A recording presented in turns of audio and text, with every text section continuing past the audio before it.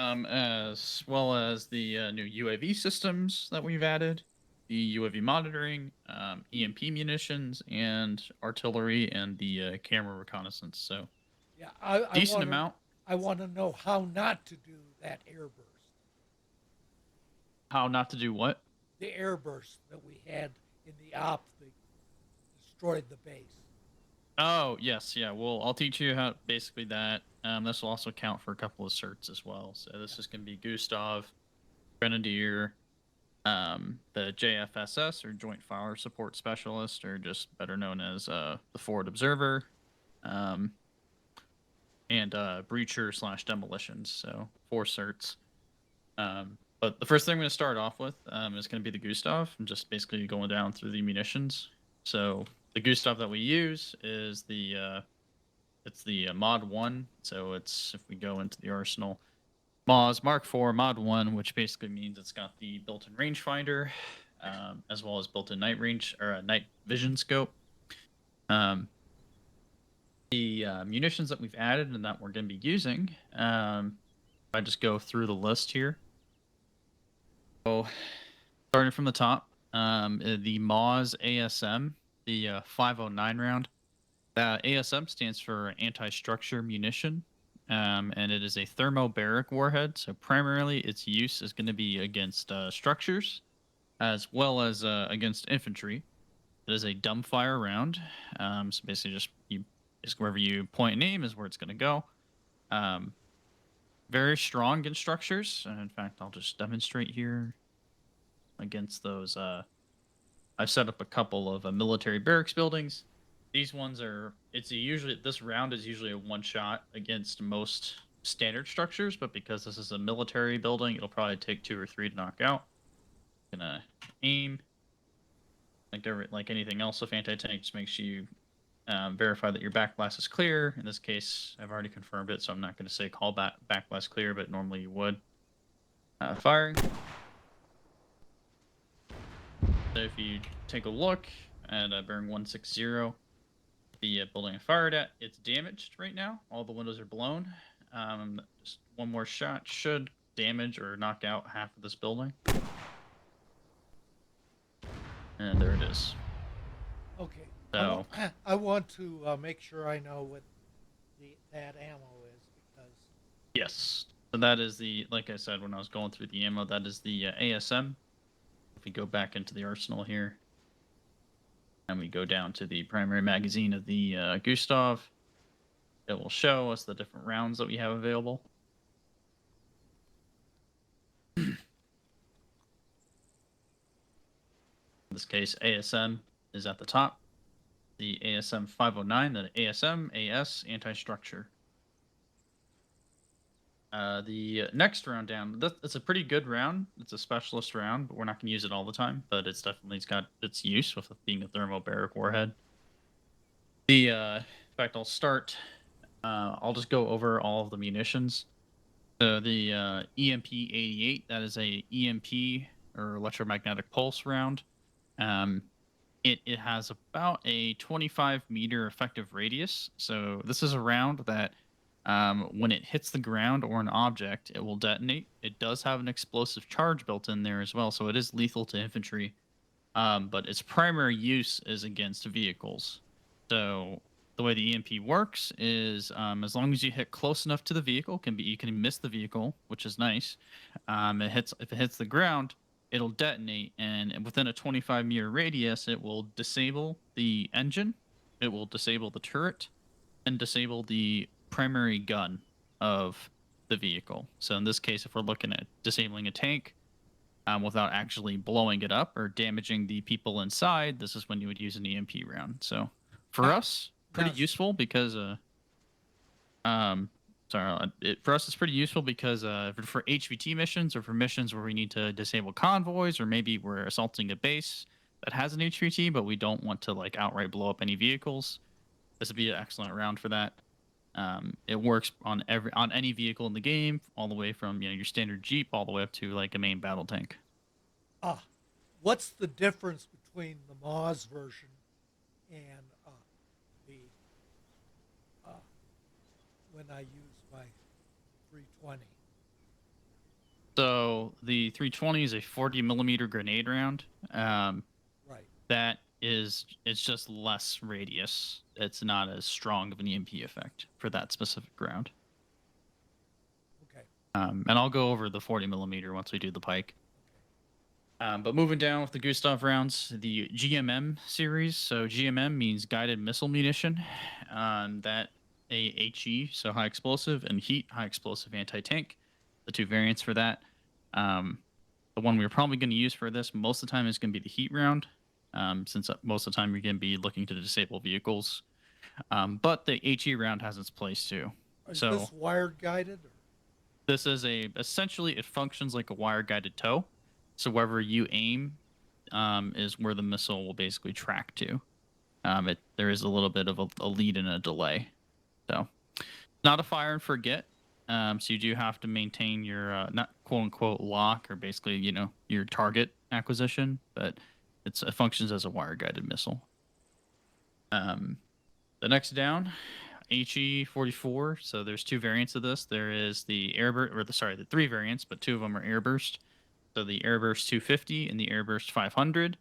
These are airburst rounds, and they are set at fixed ranges, so you cannot manually adjust you can't change at the range that they airburst. And the way that they airburst, it is calculated via time of flight and the ballistic trajectory. So just because you're, let's say, 250 meters exactly away from a target, if there's any elevation difference between you and the target, or for example, if you have to kind of aim up a little bit to get it to reach that range, the range is calculated by the total flight time. So it will almost always be a longer range, right? Because it's always going to be more than 250 meters in that case. So realistically, when you're using these rounds, it's a pretty limited use case. Number one, since the target kind of has to be at a set range. So for example, the Airburst 250 round, for that to effectively be used, you kind of need your target at about 230, 240 meters, because just accounting for the flight path as well as just the height and everything like that. 500 at the Airburst 500 needs to be about 480, 475. Limited use just because of that.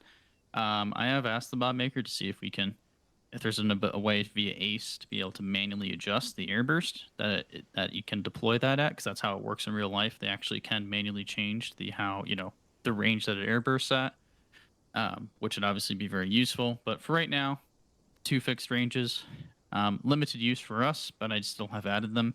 We're not going to see much use out of that. We're probably not going to use that too often. Yeah, that would be used like fixed positions. Right, fixed positions, obviously, but even then, you'd have to be your position has to be obviously a set distance from that position. So, Right. limited use.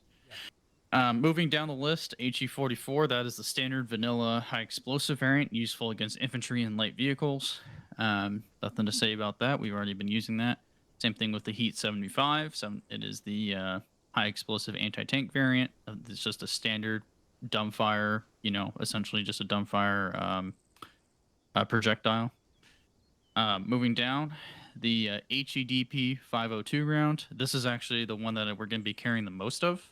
This will be our de facto go-to during testing. This HEDP round specifically, it won't catastrophically kill. So what I mean by that is that it won't immediately blow up a vehicle, but it is almost a guaranteed kill in that you will disable a vehicle with one shot. And that goes for all vehicle classifications, from a Jeep all the way up to a BMP, so a tracked BMP. It will not affect tanks. So a main battle tank and above, you're not going to be able to damage with HEDP. But for the types of vehicles we encounter on most of our missions, I would say approximately 80% of the time, it's going to be a BMP level or below. So HEDP is going to be our kind of go-to munition that we're going to be using. Gotcha. Now, go ahead. no, go ahead. Moving down, illumination 545, self-explanatory. You fire in the air, basically functions as an extended flare for nighttime visibility.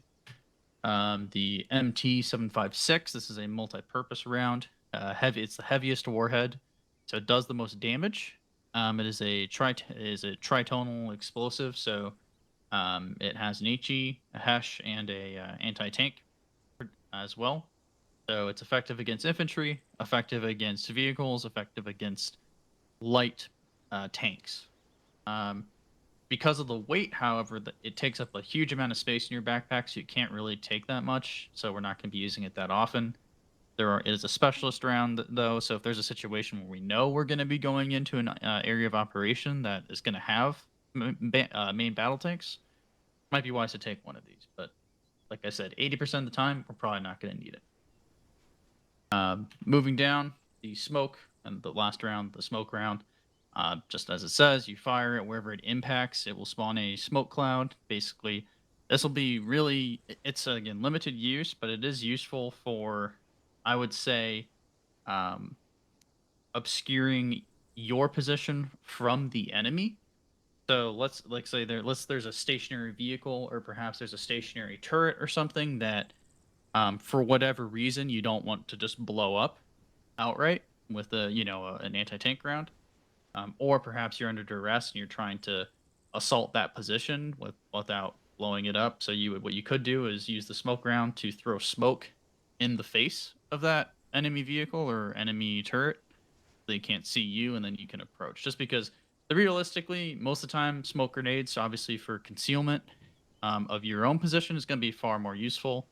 As well as if you have a 40 mic or a grenade launcher on your rifle, then you would use smoke rounds from the 40 mic because it's more efficient to take more smoke grenades for those to smoke grenades thrown or 40 mic grenades than to take a Gustaf round. Most of the Is time, it if you're taking a Gustaf, you're gonna need to use it in an anti-tank or anti-vehicle role.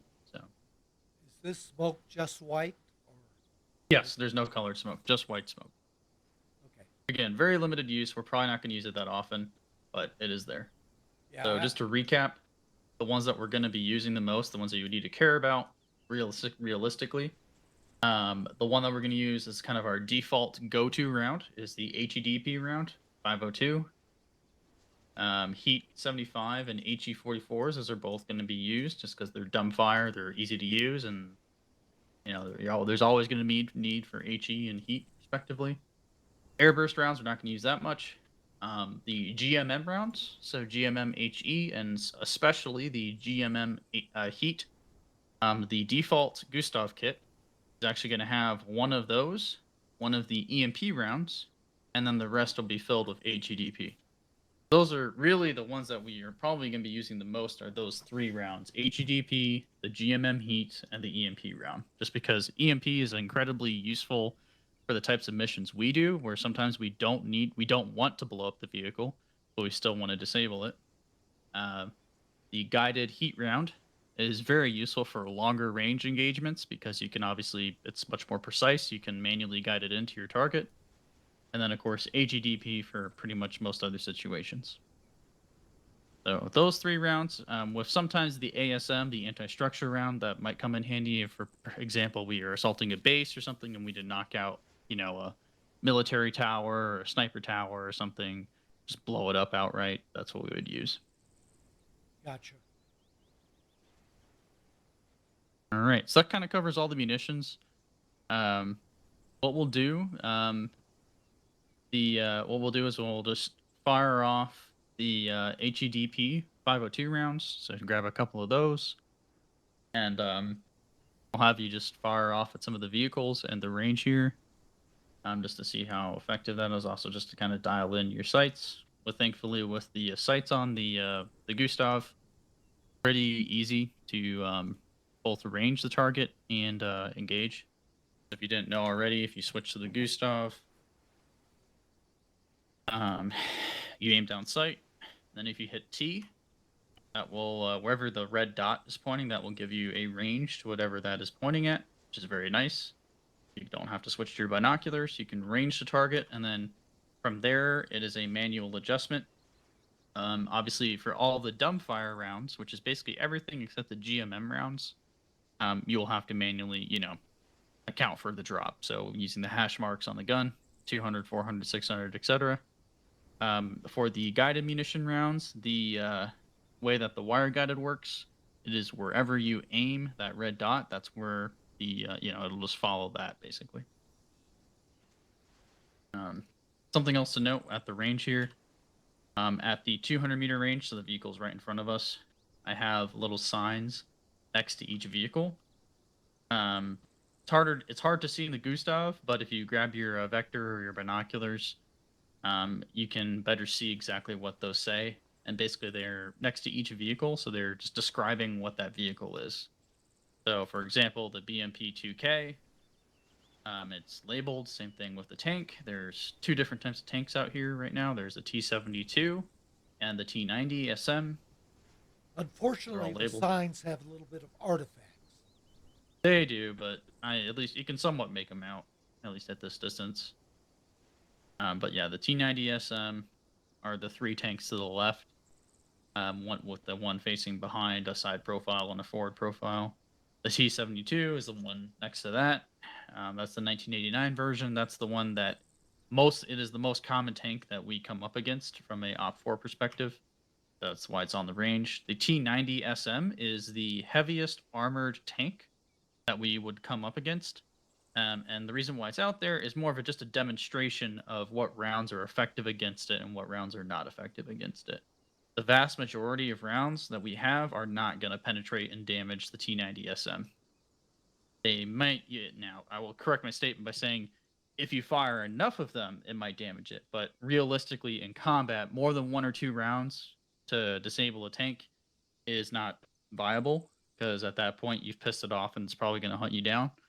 Um, and that's where we would need CAS or basically just have your, artillery, CAS, guided rounds, etc., to disable that classification of a tank. However, the T-72s we can easily engage. That's pretty easily killed by what we have. So then working down from the T-72, we've got the BMP-2K. To the right of that is the BMD, 4M. You don't really have to worry about all the suffixes, just BMP, BMD, the ZSU, which is the anti-air. That's the Tunguska, obviously. The self-propelled artillery piece that the Russians have, which is the 2S3. The BTR, we're all familiar with that one. Then there's different levels of BTR. There's the BTR 80, which is the up-armored one that has the much stronger autocannon turret up top. The BTR 70 to the right of that, much older, has a much less powerful turret. And then moving to the right of that, the quote-unquote MRAP of the Russian army, the BRDM, the GAZ, just the standard equivalent to a Humvee. And then moving from that, we have the UAZ or UAZ, just the standard Jeep. And then from there, we've got a standard pickup truck with a 50 on the back. So basically moving from right to left, it goes from more armor to less armor. Pretty self-explanatory at that point. And then what So are the vehicles to the right of that, which are to the right of that, though, we have our Blue 4 vehicles. So obviously the U.S. vehicles. So starting from the right, we've got the Abrams, the Bradley, the Stryker, which is the infantry troop transport, the MRAP RG-33. We also have the kind of the smaller MRAP, the one that we use the most often. That's the I don't know the name of that off the top of my head. It's like M1235 or something, but basically just MRAP is what I call it. And then obviously the up armored Humvee to the right of that. Those are out there mainly just so from a tank perspective, or from a infantryman perspective, you can what you're identifying. So, for example, there's a difference between a BTR and a BMP, right? So just knowing what the difference is obviously helpful when you're calling out vehicles. Instead of saying just, oh, there's a vehicle, you can say, oh, it's a tank. Oh, if you get a better look at it, oh, I think it's a T-72. That's obviously gonna be a lot harder because it's hard to tell the differences between T-72 and a T-90, T-80, etc. in the heat of battle. But so that one's not going to be as easy, but it's a lot easier to tell the difference between a BMP and a BTR. One's tracked and one is wheeled. Obviously the Tunguska or the ZSU, that's got the massive, quad autocannon and the radar dome on top, that type of stuff. So Now to the far left over here, these are vehicles that we may come up across. They're not common. These are the quote unquote like vanilla Arma 3 assets. So like CSAT and AAF vehicles. Um, they are the two MRAPs moving from left to right. Then we've got the Merid, which is like basically like a striker. It's a troop transport with a 50 cal and a GMG on the top. Then you've got the Kamish. Again, you don't need to know these names, just knowing like, you know, these are vanilla vehicles. These are not art, the one. You're not really gonna. We're not gonna run across these very often. Just they're there basically for identifying and also just if we wanted to do range practice or target practice. But the two tanks on the end from left to right. Well, the one on the left is the T100. One on the right is the T14. It basically covers everything that's out. Gotcha. So the ones that we care about are the ones directly in front of us, the Russian vehicles, as that's 99% of the time that's what we're going to be going up against. Some variant of that. Okay, so go ahead and just grab your Gustaf. Making sure you know how to range. Again, to hit T to range to the target, it will display in the little red box on the site. You can hit N to switch to night vision if it's nighttime. And then obviously just aim whatever range it tells you, just aim approximately at that range point. You should hit the target. And then whenever you're firing anti-tank, make sure you double check your backblast, or at the very least say backblast clear, just to let everybody else know that you are firing a anti-tank round. If someone is behind you and you fire that, or if you fire that inside of a building or a confined space, you will hurt yourself or possibly, knock out people behind you if they're directly in the blast. I've never In this heard case, such a thing. in this case, there's no one behind us. You don't have to call it. You're good. Just to keep that in the back of your mind when in combat. There are many times, obviously, in combat where sometimes we don't have the time, or if the situation determines, you got an idea of who's around you. You're not 100% sure. Well, sometimes the situation is better. You're better off killing the tank in front of you and hoping the backblast didn't, destroy anybody behind you too badly than waiting that second or two to call backblast and then unfortunately getting, the tank killing everybody, right? So it's kind of, we've run into situations like that before. That's basically my point is just do your best. The best example I can have is just always be vigilant and if you're aware of your surroundings, then most of the time it's a formality when you call backblast clear. So, just always know that. Anywho, go and take a few shots. Yeah, I only have 2 different type of rounds. That's fine. I mean, we're here right now. We're just testing HEDP, so the standard round that we're going to be using. Just basically firing and engaging vehicles.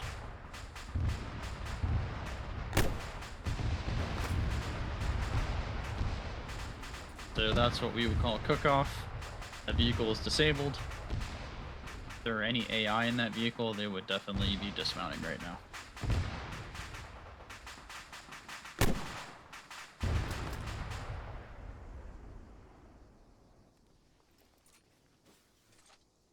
And sometimes you're not going to get a full cook-off, but what will happen is you can, with HEDP especially, you're going to almost always damage the turret, damage the tracks, damage the engine, basically make it so that vehicle is disabled. So it may not blow up, but it is disabled.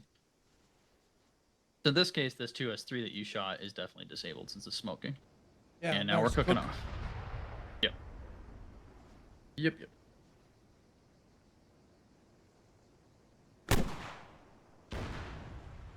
Oh, well, that was the EMP. Yep. The EMP round has a 25-meter radius, so keep in mind the EMP round also has a high explosive warhead in there. So if you do hit a vehicle, it will still do damage with it. So a good way of using the EMP is actually not to make a direct hit on a vehicle, just hit close to the vehicle. And that way you're guaranteed to essentially not do any significant damage to the vehicle, and it will disable it. So that was a wire-guided munition that you fired, I can tell.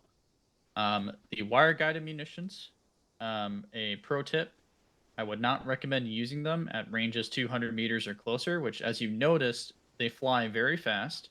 So, and because of the recoil of when you fire the Gustaf, it raises your crosshair, and you're unable to compensate for that raise in time to bring it back down onto the vehicle if it's at 200. So, realistically, I would only use the wire guided munitions for vehicles 400 meters or farther. 'Cause then it gives you a little bit of time to basically kind of settle in on your target. Yeah, and I thought I was shooting EMP and I didn't see it, so I was actually trying to shoot close to the vehicle, not hit it. Right. Yeah. In that case, the EMP, yeah, I would actually recommend practicing with the EMP just a little bit just to kind of see how it works.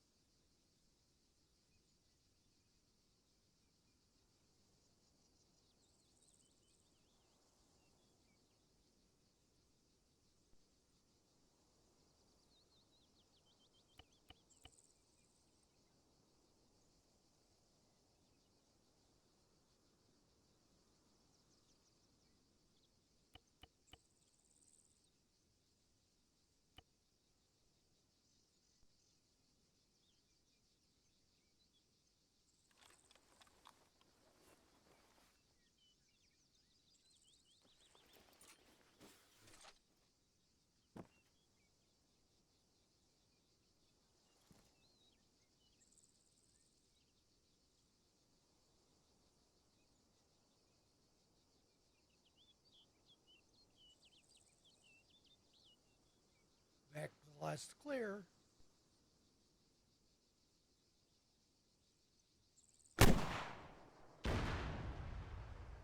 You can see with how the EMP works, it Yeah, it was has an close enough. AoE.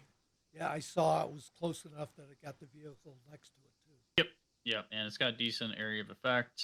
It also spawns in the sparks when it, detonates. So you'll notice that the sparks will spread to other vehicles if it hits them. Yep, very useful. It's very nice because it functions. The ranging, it has the same ballistics as all the other stuff, so it stays true to wherever you're aiming with the 200, 400, etc. So that's also very nice.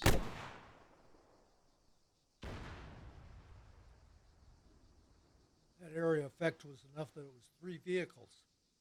Yep. Yeah, it's a 20 to 25-meter radius, which is basically where if you're aiming center, it will pretty much take out the other two vehicles. But just gives you a good idea, practicing, right? So that way when you use it in an op, you'll have an idea of the area of effect.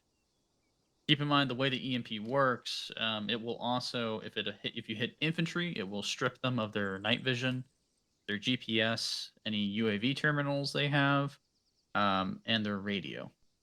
So just keep in mind because if you hit a friendly with it by accident, you're gonna knock out, all their technology essentially. So.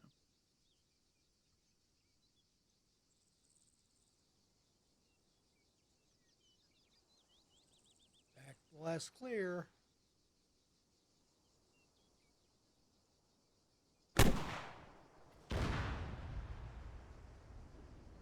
I thought you said you can't do it in one shot. The EMP round does have damage. In that case, you actually got very lucky and you hit on the top turret, which is where the ammo is stored on that tank. And also keep in mind, you also hit that from behind, which is the weakest point on the tank. Yeah, I So saw that one. you essentially got a lucky shot in. Yeah. But the EMP effect, if you notice, also affected the other T90. So EMP is actually very effective at killing tanks because I mean you're not going to blow up the tank, but you're going to disable it, right? No matter what. So all right. So next thing I'm doing the GMM rounds. So the heat rounds in this case. Um, these are once you get the hang of it, pretty neat.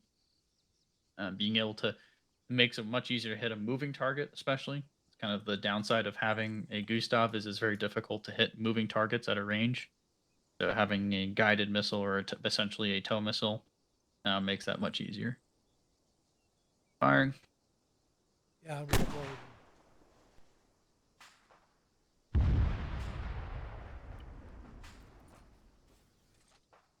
For the guided missile, you basically just want to put your crosshair on the target with the red dot. You don't want to actually. It's not like the other ones where you need to account for elevation drop or anything like that. Fire.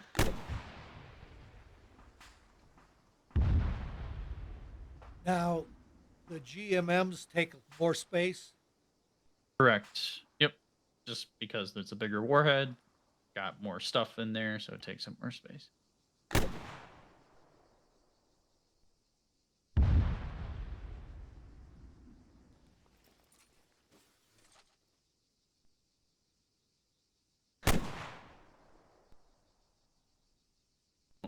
That's not target. Trying to sling it down and do a top attack.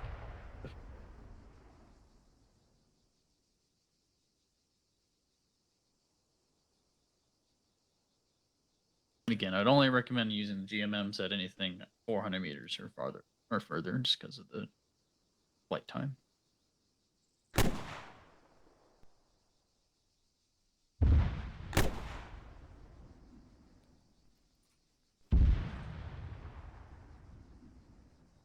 Now, remind me again, is that after you adjust, you need to bring the dot back down to the vehicle? Correct.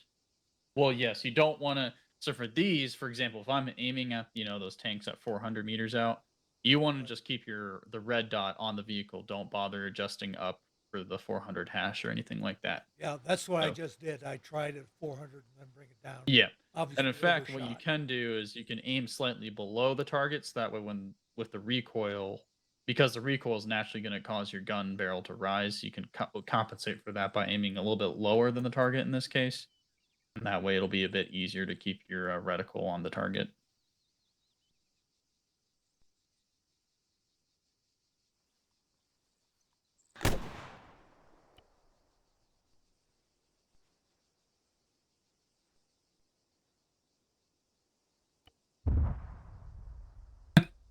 Just hit one at 1,200 meters out. It's crazy how far this thing can reach.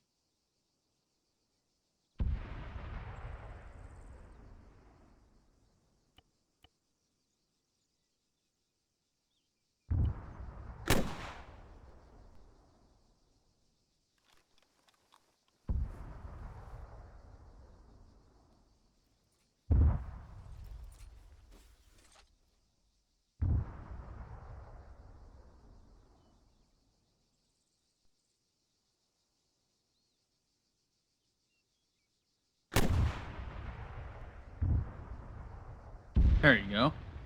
That looked like a hit.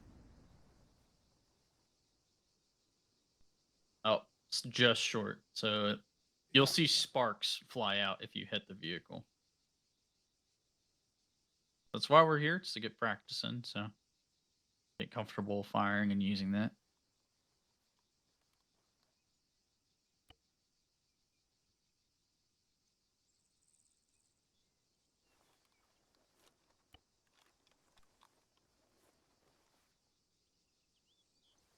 And just make sure if you're using the GMM HEAT round. So HE is not effective against vehicles.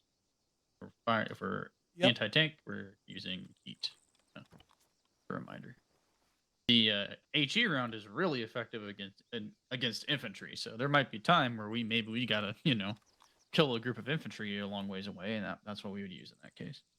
But for vehicles, which is primarily what the focus is, you'll use HEAT rounds.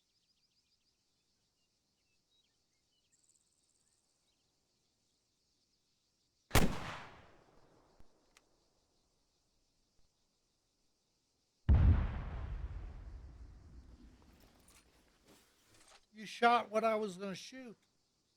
Oh, the BTR. Yeah, you can always hit one of the other vehicles.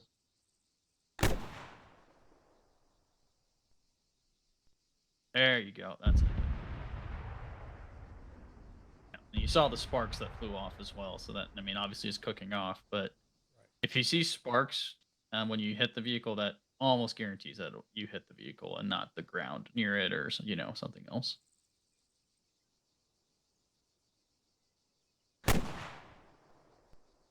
I need to dump something else out of my backpack since I only can get one in my inventory. Oh yeah, you dump your Pike missiles or just dump your other stuff.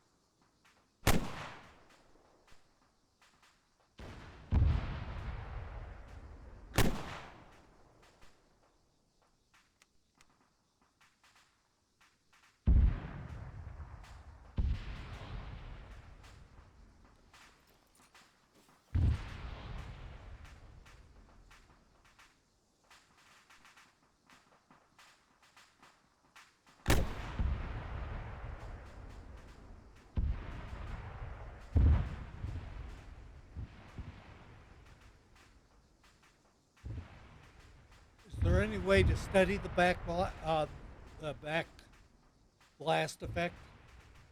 Well, what I recommend is aim slightly below your targets. That way, with it'll help counteract the recoil, which is it's gonna shake your view, but also it's gonna rise your aim point.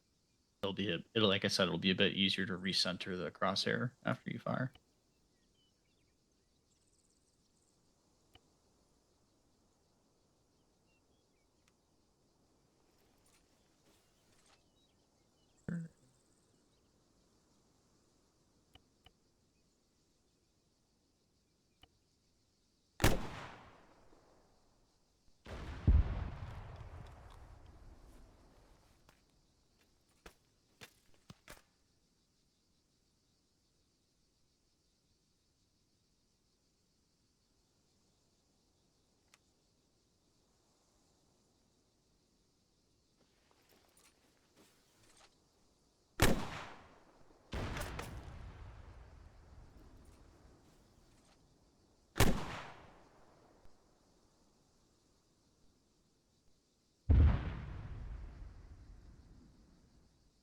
Keep in mind that's a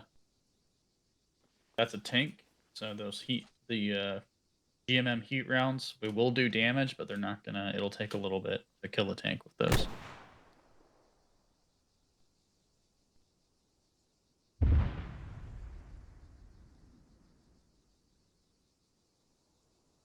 Just trying. I got a lucky shot earlier. You're good.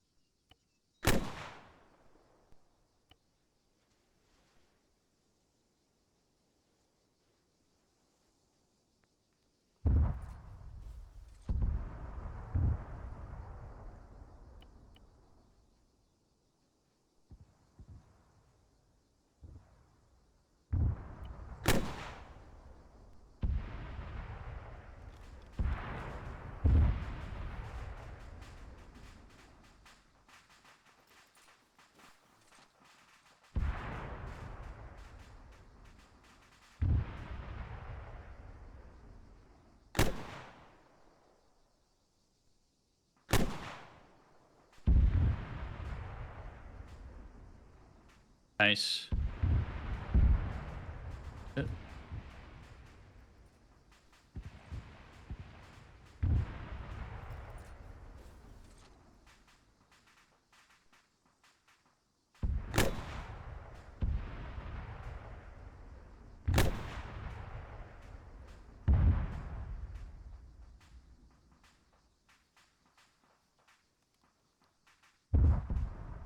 Got a further target.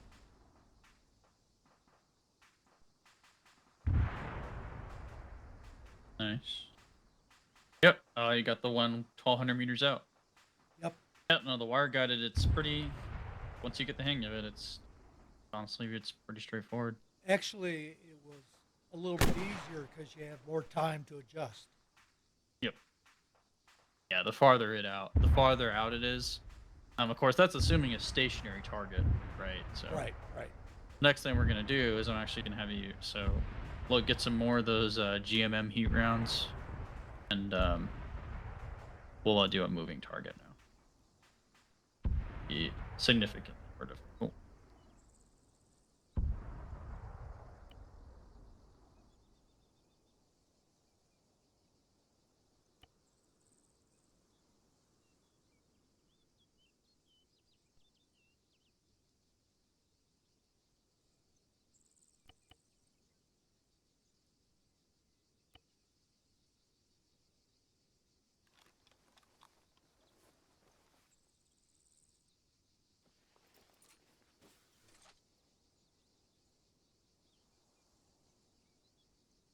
Okay, I've got 2 rounds.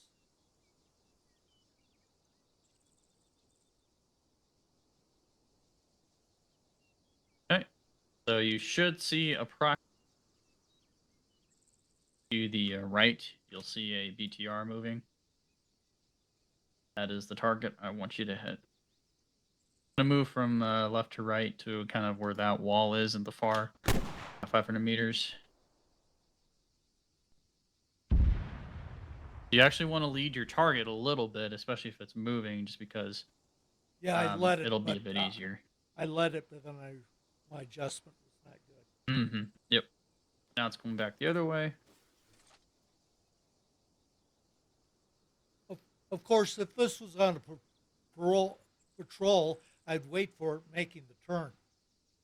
Yeah. No. Well, if you know where it's, the issue is you may not know where it's going to patrol. You might only get a small window to attack it. So what I want you to do is try and hit it while it's moving, ideally, because stationary target's not that hard with the with this.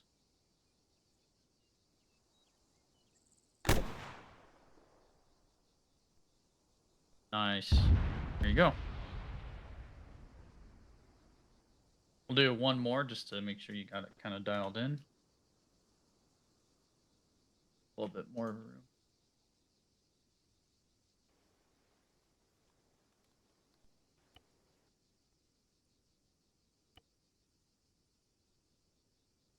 Right. There we go.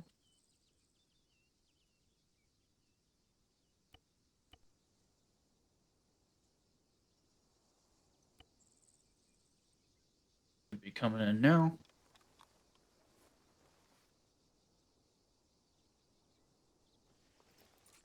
Loading.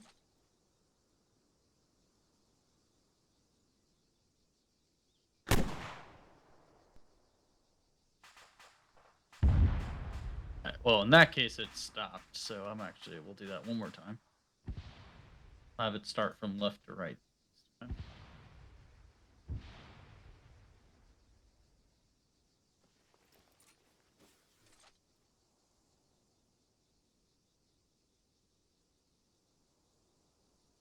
Waiting. Should get moving any second. Or not. Not liking that.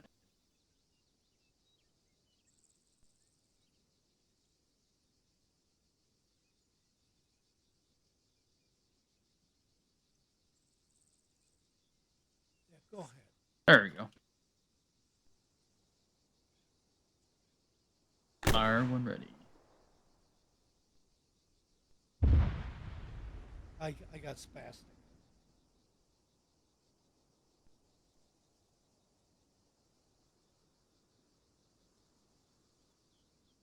So it's going to stop and turn around here in a moment. I Give it have a to chance. rearm.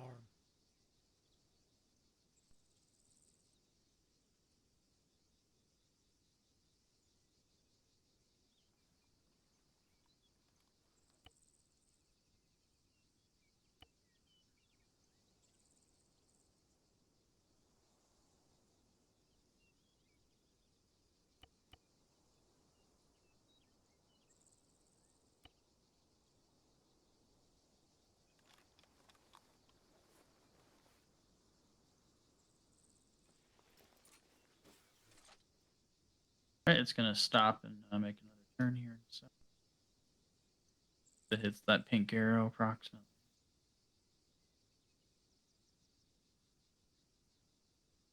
I'll wait till it's moving again.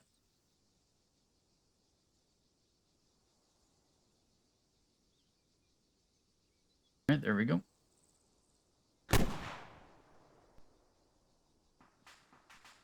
Nice. Just managed to hit it in the back.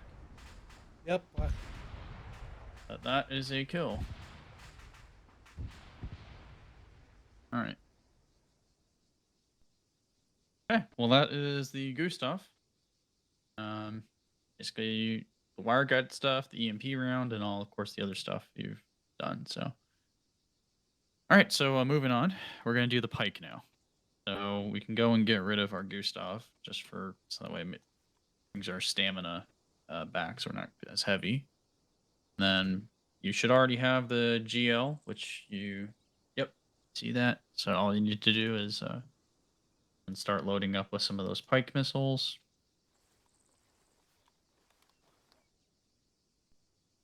And what I'm gonna do is make it nighttime, and you'll see why in a moment.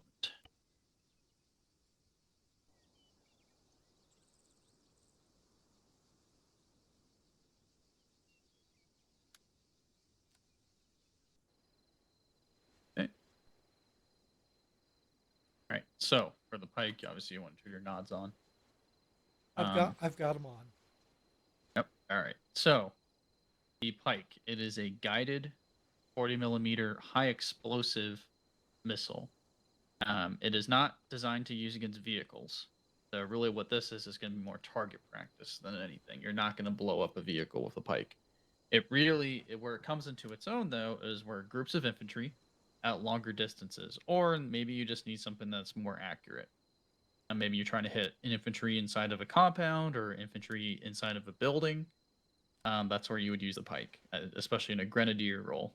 So the way to use it, the first thing I want you to do is if you hit H, it will pull up the medical menu, but it should also, you'll see a little hint in the top right that will say sack loss or LOAL. Yeah, mine's LOAL. Yeah, okay. So we're going to rebind that key just because obviously for the medical menu, we don't want you to be adjusting because what that is, the sack loss versus LOAL, is the fire mode. So how it's going to acquire the laser, which they're very different. So you don't want to be messing with that every time you're trying to heal somebody. So go ahead and hit escape and then go into configure Yeah, and when I hit controls. escape up in that right hand You're then corner, going to go to sack configure loss. add-ons at the bottom. Scroll on the drop down until you see the Pike mini missile V2. Yeah, you're going too fast. Start again. Okay. So escape, controls, configure add-ons.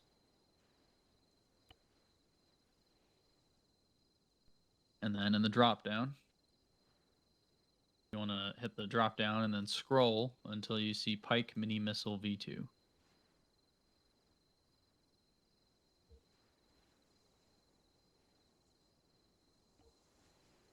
Got it. Okay. Oh yeah, I see. Then, Assign key H.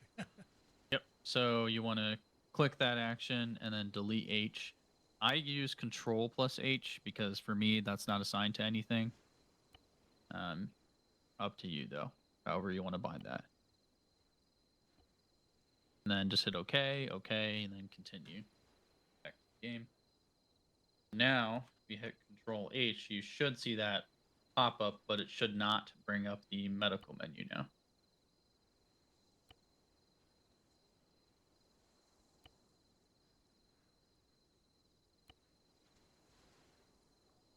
You seeing that or no? Yeah, so it toggles between the two guidance modes. Correct. Okay, just making sure that's working for you. Yep. All right. So by default, you want to be in SAC loss, which is think of that as the wire guided mode. So it's a manual guidance mode. That's what that's what it defaults to. But that's also the one that I would recommend being in most of the time. The LOAL, or what it stands for, is lock on after launch. That requires a laser designator. So someone with a laser designator, a pair of binoculars, a drone, or specifically a AR2, like a darter drone, or a Reaper drone, something with a laser designator, and with that it will basically it's a fire and forget. Essentially, it'll just automatically seek out that wherever that laser is pointing, and it will fly to it. So, but for our testing, we want to be in SAC loss. The next thing you're going to want to do is turn on your laser pointer on your gun. So that it will follow wherever you are manually aiming. That's how it works. And obviously, nighttime, it's a lot easier to see the laser because you can't see the laser in the daytime. This is something to keep in mind. If it's daytime, you might want to reconsider, especially if you're not sure if you have your laser on or not. Unfortunately, there's not a pop-up that tells you when you turn your laser on or not. That's kind of unfortunate. It'd be nice to have that. Yeah, there's no way if you toggled it on and didn't know, you don't know. Right, exactly. We'll see. RHS might fix that or something. But moving forward with the training, to fire the pike, you want to. What I would recommend first is aiming down sight on your just a normal scope. You can control right click to get into the closer zoom version, essentially. The way the pike works, I would not recommend shooting at targets at 200. You're gonna again think of the same thing as the guided munition for the Gustaf. Really, of anything at 400 meters or further out is kind of where this is going to shine, because it gives you that time to adjust and to aim. So, at the 400-meter range, or those vehicles, again, we can just where you're not going to blow anything up. This is more just a target practice, really. The pike, because it's a high explosive round, it will do damage to lightly armed, like jeeps, the gas, the truck with the 50 cal on the back, stuff like that. It will do damage, but it won't blow it up outright either. Really mainly effective against infantry. Tell me But so again for our how I purposes, tell me again how I can look through my scope. so if you're aiming down sight on your scope, control right click. You hold down left control and right click, it will cycle between the different scope options. That working for you? No. Left, so you hold left control and then right click.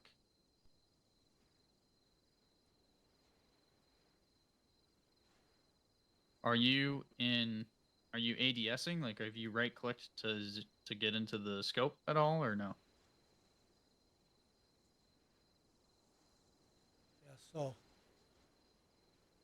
You want to be aiming down sights first off. You can't be like just kind of not and looking down the scope. So you need to look down the scope first. So right click to toggle, and then control right click once you are looking down the scope, and it will cycle the different scope views.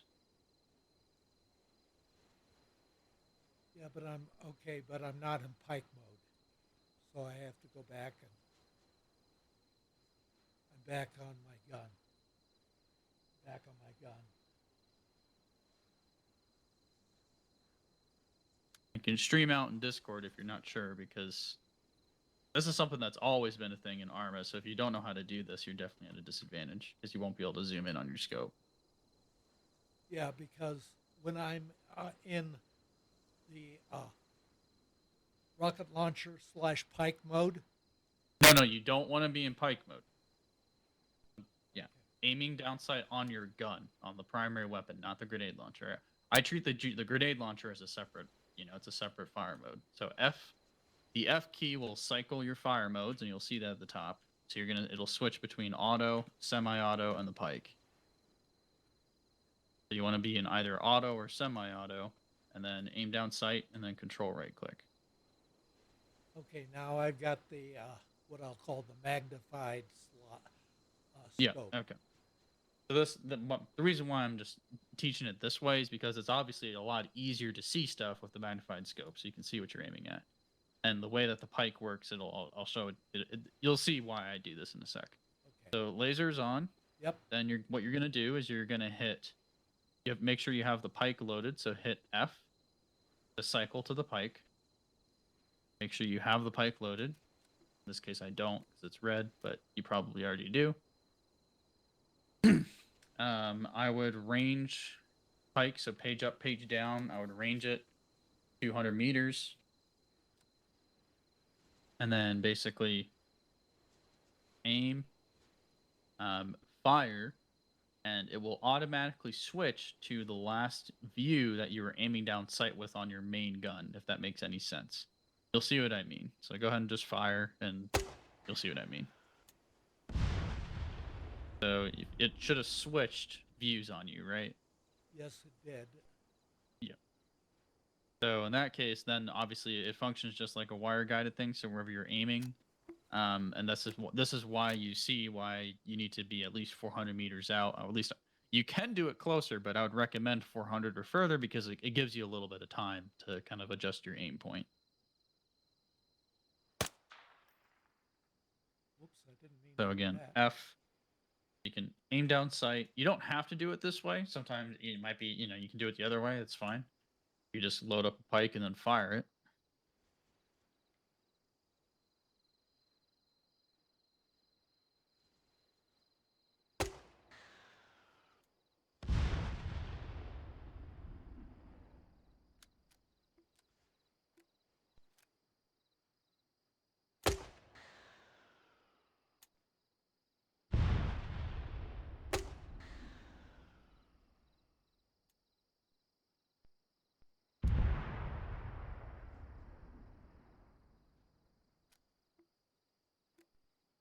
And I'll just let you practice with it at this point because it's kind of hard to explain. You just need to kind of do it and practice, and you'll see kind of the quirks of how it behaves.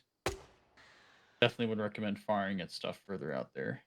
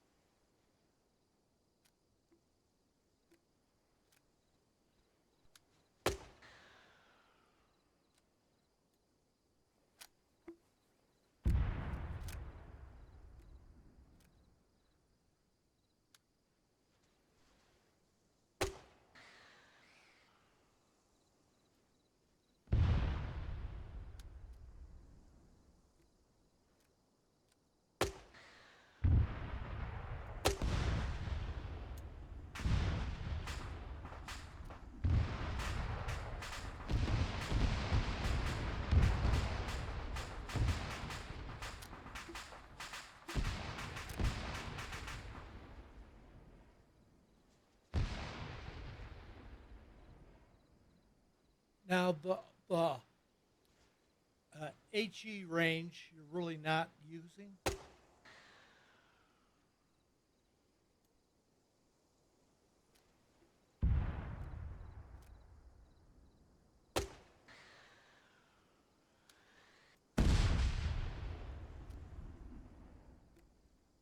So something to keep in mind. You fire the Pike, it is not a fire and forget missile. You have to maintain, basically, you have to hold it until it impacts. So for example, if I fire this up and then I just decide to like aim down at the ground at my feet, hit that missile is going to track and it will come back. So I'll just demonstrate this. I'm just going to kind of fire off from the distance, aim up with an aim here. So you can very easily kill yourself or hurt other people on your team if you forget about it at that point. Yeah. Control Shift D to wipe your goggles if you need to do that. Sometimes it's just easier to get a new pair of goggles.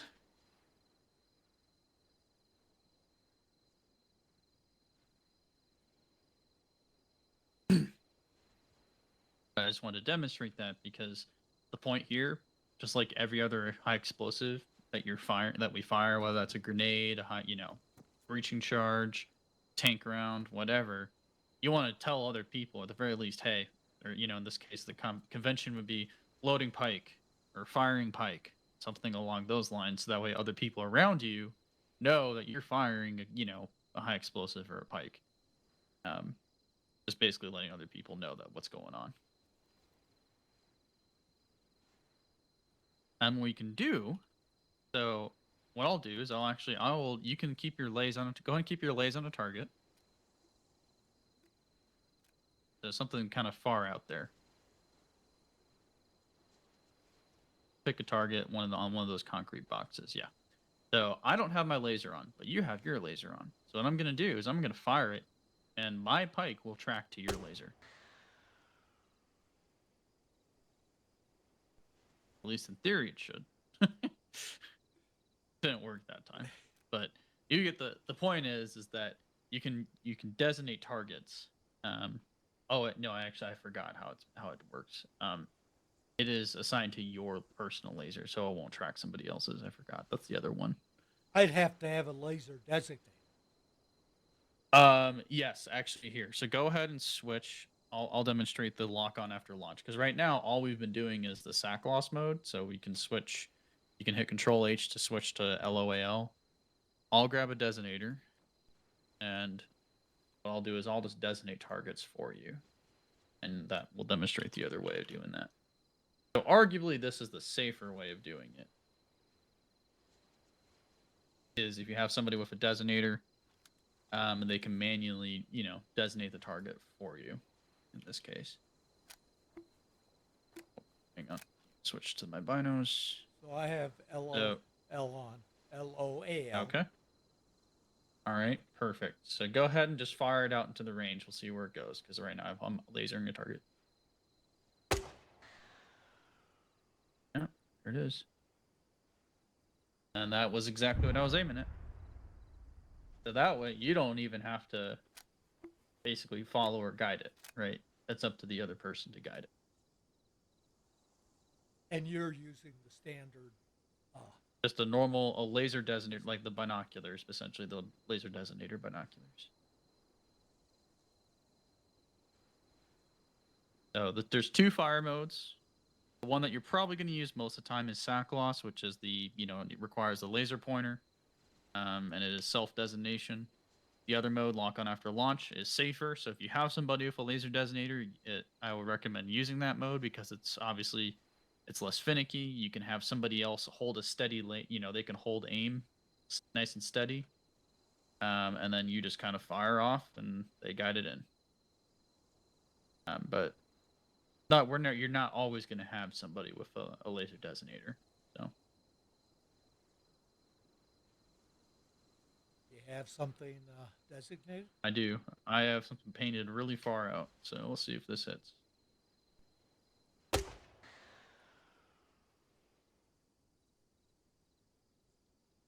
Oh, overshot. My laser was just on top of the target. You can fire another one. Ready to fire.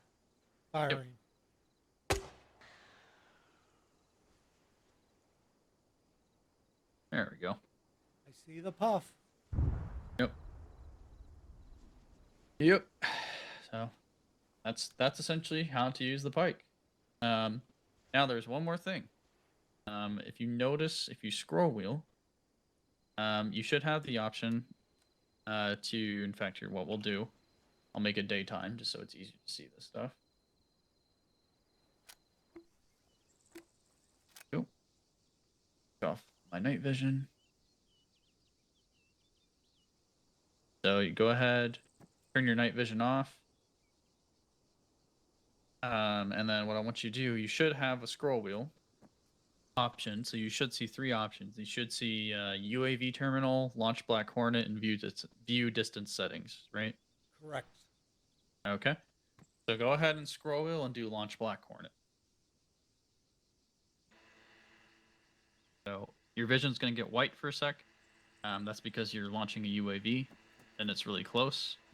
So this is what this is a tiny, tiny little helicopter drone that has a camera and a laser pointer on it. The way you can control this, you go open the UAV terminal with a scroll wheel, and then in the drop down, select the Black Hornet, and then control. It is very, very sensitive. So you're controlling the driver's seat. The things that I would recommend to fly this successfully are X. So X turns on the auto hover, which will hold it, and then a shift will make it go up. Z will make it go down.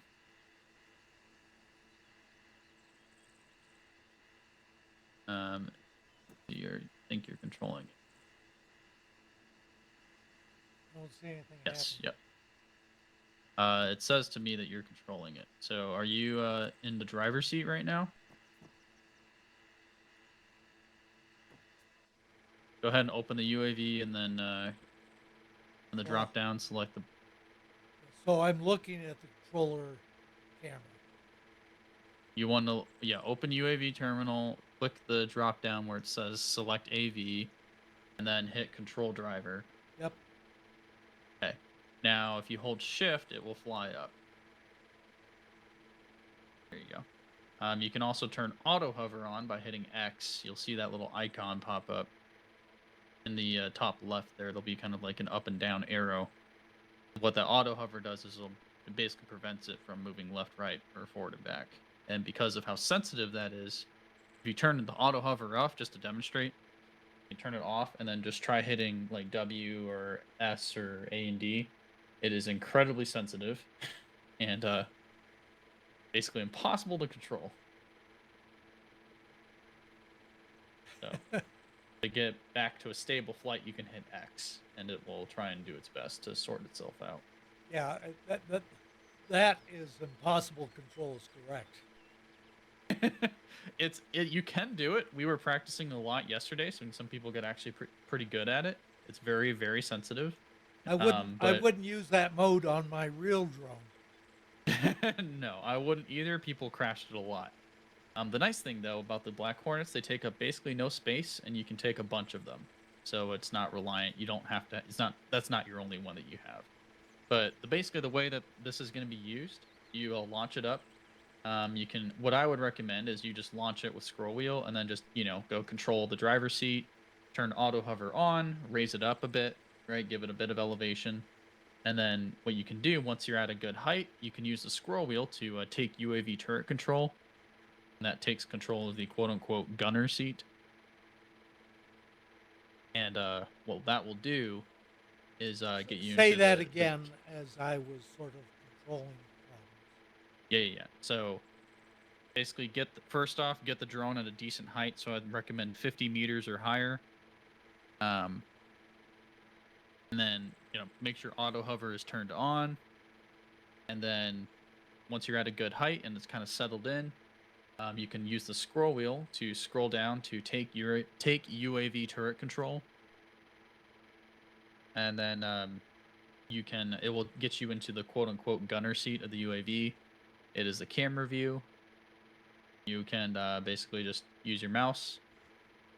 Yeah, it's not a full 360 camera. It can only look kind of in front of it by about 90 degrees field of view or so. But you can look around. You can hit N to cycle the vision mode. So you can do night vision, thermal, white hot, thermal black hot, and then daytime. And you can basically just use it to scout.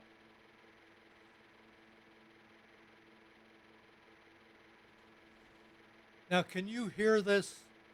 I mean, I'm hearing it, but that's the sound for it being above me. You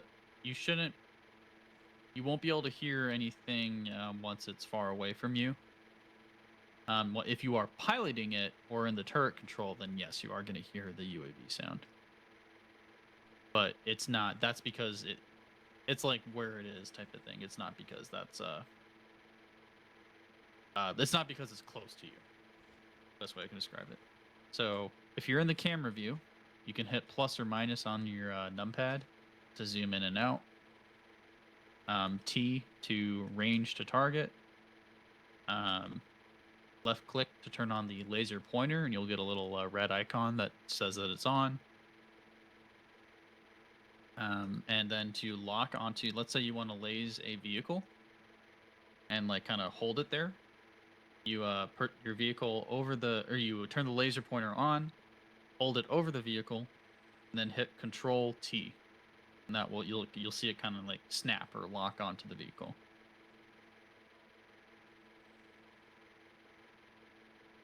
Yeah, and the crosshairs freeze.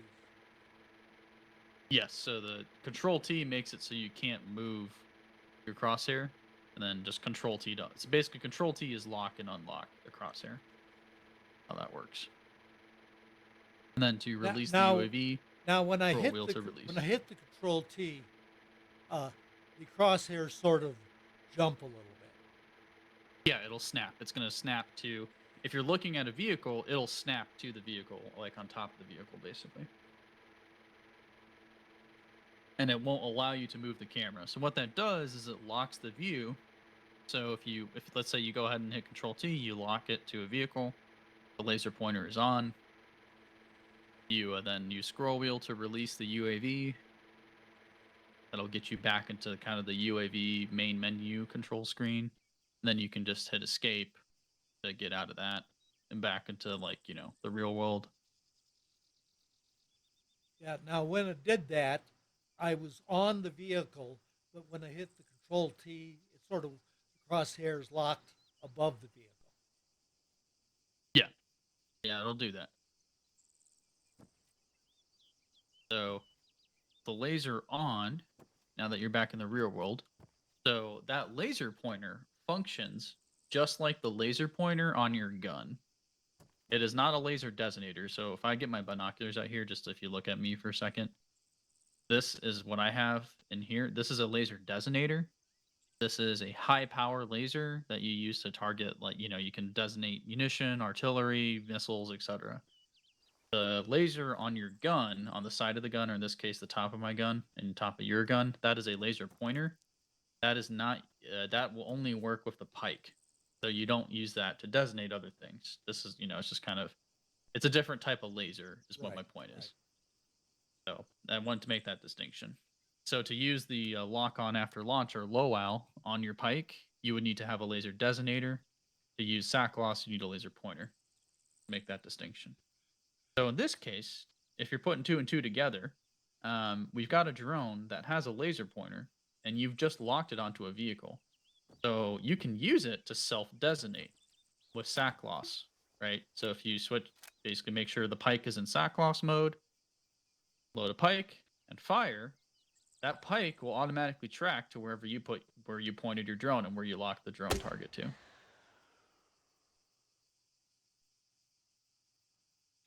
In this case, it looks like it flew off. So something to keep in mind, if you hit tab, you'll see a little pop-up cam on your left side that says where the drone is looking at.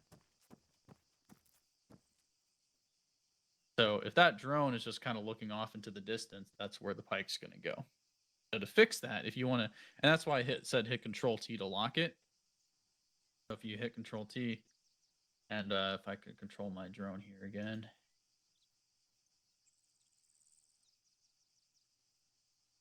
Let me lock it to a different target here.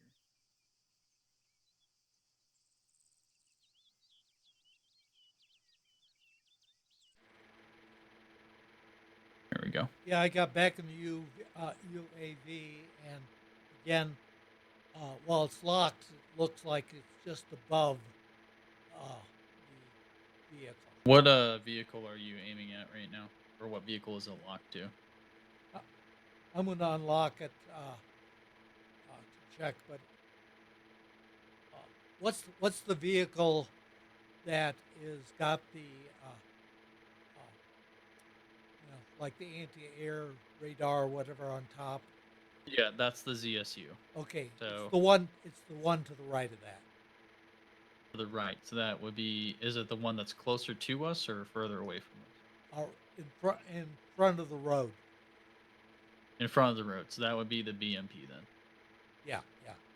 Okay. So if it's locked, make sure the laser pointer is turned on, by the way. So that red indicator needs to be on.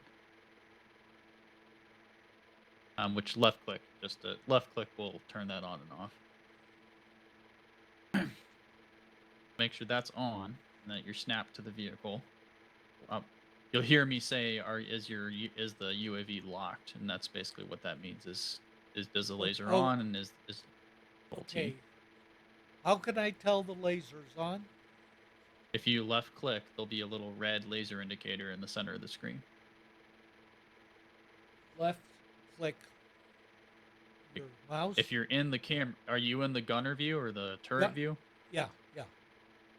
So yeah, you should see a little red laser indicator in kind of on the Okay, HUD there. okay. And that may be I didn't have it on.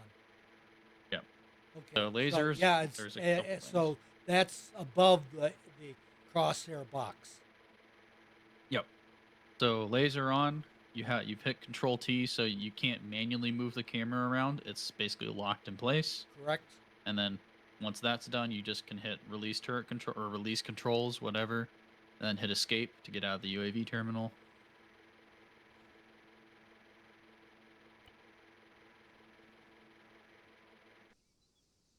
And then load a Pike, or just make sure you have a Pike, and go ahead and fire. There we go. Yeah, I didn't have the laser on. And that tracked. So now you see basically what it's really useful because, if we're trying to recon, or let's say you're up on Overwatch, which I know you do sometimes, and you just need a better view of the area, you can launch a Black Hornet, control it, and basically, use the camera to scope out targets. And if you have somebody on your, let's say someone with you has a Pike or has a grenade launcher, or you have a grenade launcher, you can designate targets, and it's a lot safer, obviously, since you don't. And in the daytime, it's obviously a lot easier, right? Because the daytime you can't see your own laser, but if you have the UAV, you know exactly where that laser is pointing. So, safer. It's also, it's much easier, in my opinion, to designate that way. So you can basically lock to a target. In this case, you would, in this case, we lock to a vehicle. You can also lock to like an infantry unit or, the ground, that type of thing. So, because the Pike, remember the Pike is an HE round. It's not going to kill a vehicle most of the time. You might get a lucky shot, but it's not going to kill a vehicle. So it's really mainly used for infantry and Jeeps and stuff like that. So. Now, since I haven't used UAVs for a long time, does that Black Hornet have any maximum flight time? Yes, it's a 30-minute flight time. So decent chunk of time, good enough for a Overwatch over like a point of interest or whatever AO or objective you're probably looking at. But it will die. You can't recharge it. Whenever it dies, it'll just fall out of the sky. But they don't take up much space. You can take a bunch of them. So each kit by default, I've redone the kits yet again. Each kit has a UAV terminal and 3 Black Hornets as default. Okay. So everybody has the ability to kind of do some recon. The other thing, that UAV is a UAV, obviously. And what that means, though, in terms of the game, AI can detect it. Now, it's tiny, as we saw, it's really tiny. But if you fly it close enough to the AI, which is about within 50 meters or so, they will basically, quote unquote, they'll detect it and they'll get alerted and they'll start shooting at it, and basically it sets them off. So I would recommend just kind of using it more of a passive role, kind of get it, like I said, launch it, give it some altitude, turn auto hover on, and just kind of have it sit above your head a little bit, so that way you're not, assuming you're far enough away from whatever objective you're looking at, it basically just gives you an extra pair of eyes to kind of see things a bit better, right? So zoom the camera. exactly, yep. And it's got FLIR. It's got it has thermals as well, so you can it'll allow you to see infantry a lot easier if you decide to do that. So Okay. That was the Pike and basically the Hornet UAV system. They kind of work in tandem. So that is that done. Do you have any other questions on any of those systems? Nope. All right, excellent. So moving on, is the ITC, or it's the Rover tablet. This is kind of this is another little tool that we have that will allow, what essentially it allows you to do is passively. Before you start, I've got that cam picture on the left side. How did I turn Yeah, that on and off? just hit tab. And that will just toggle so long as the drone, your UAV is open. Yes, as long as the drone is, actively locked and looking at something, you'll see whatever the drone sees. And you have control of the drone. Yeah, and you have control of that drone. You can, on the scroll wheel, you can hit disconnect terminal from UAV, and that will remove control of the UAV, and you won't be able to see anything anymore. Gotcha. All right, so moving on. There's the ITC tablet, the Rover LAD is what the tablet is called. Sorry, Rover LAD.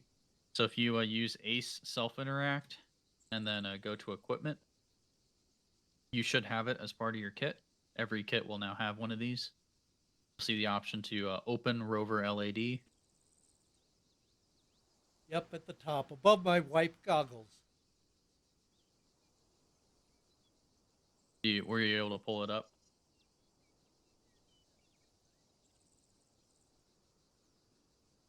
Yep, no connection. Okay, perfect. As long as you have the tablet up, that's where you need to be. So yeah, you'll see no connection. In the top, you'll see you'll see the drop down that says transmitter. Just click the drop down arrow, select one of the black Hornets that are up.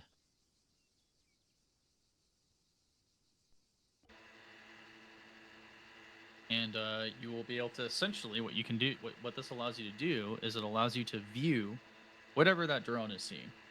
But you can't control the drone. It's basically, think of it as a view only mode. But it's very useful, for example, if a bunch of people have some drones up, or let's say we have a Reaper drone, right? Or we have an F-35 up, like, CAS or SOARs up. It'll allow you to see whatever they're seeing, just passively. So you can't control it or anything like that. Very useful, especially for CAS, right? Now, you may not use this as much, but it's still an important tool that, there might be a situation that, maybe someone's trying to confirm, hey, am I looking at the right thing? Is this the right vehicle? You can hop on, you don't need a UAV terminal, you just need that tablet. You can hop on that tablet real fast, switch to whatever they're controlling, and be like, yeah, okay, yep, that's exactly what it is, or no, wrong target. Basically what that's used for. Then just hit escape to get out of the tablet. Yeah, so in here I can zoom in steps, and then Uh-huh. I can change whether it's day, night, white hot, or black hot. Even if Correct. so, and that's independent of whatever the operator of the drone is doing. Exactly. Yep. You got it. Pretty simple little device, but very useful for, especially for us, with CAS and stuff like that. So and that's it. It's called a Rover tablet. This is what you'll probably hear it's So, called. and that's what you said you could use, that you can see uh, what CAS is seeing. Exactly. Yeah. So nothing's up right now at the moment, but if we had, like, basically any jet or helicopter that has a laser designator on there, like a laser designator pod, you can hook into and see that whatever they see is what it allows you to do. Oh, and of course any drone. So Well, and I really, partly asked that uh, not only for playing the game, but when I'm streaming and recording, something may be happening and I may be doing nothing, and it's a way to have more yep, action. exactly. Yeah, from your case, yeah, exactly. You could use to see, like, if Soar's doing a cast run and you're just kind of sitting there watching, you can hop on that tablet and see exactly what they're seeing in their camera, right? Especially if they're laser designating and stuff. It depends on obviously who's designating, right? You know, maybe the JTAC is, you know, he has his manual binoculars out and he's designating forecast. In that case, well, it won't work because, you know, it's totally dependent on wherever the person is aiming. And unfortunately, we can't hook into the person's view. But 9 times out of 10, there's a good chance a drone or, you know, Cassis uses, they self designate all the time. So there's a good chance you'll be able to see what they're seeing. Any other questions on those items? Nope. Nope. All right. So we've covered all the EMP stuff. Actually, scratch that. There's one EMP thing we haven't touched, and that is the EMP grenade or the 40 mic. So you have a grenade launcher. Go ahead and hop into the arsenal here and grab in the backpack option. Go ahead, go to the magazines. You will see an option for the 40 millimeter EMP grenade. And just grab a few of those.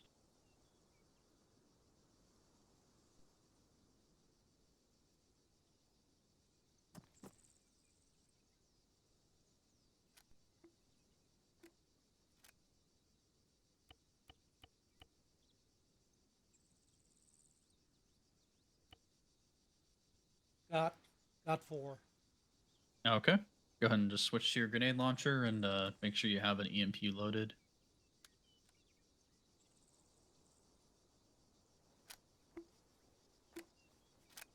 Loaded. All right. Okay. Then go ahead and go into the grenade launcher view. Hit page up or page down to range it to 200 meters. And then just aim at a vehicle and fire.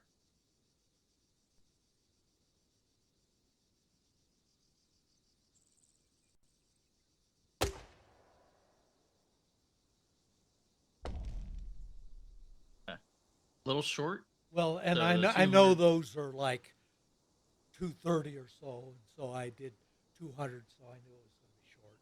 Yeah, you want to range to 200, then just aim slightly higher than your target, and you'll pretty much get a good hit. In this case, I'll aim for those trucks over there.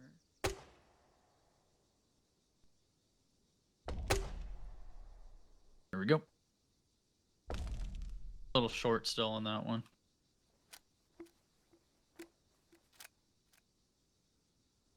I would make sure range to 200, and then that way you can use that as a baseline to aim up.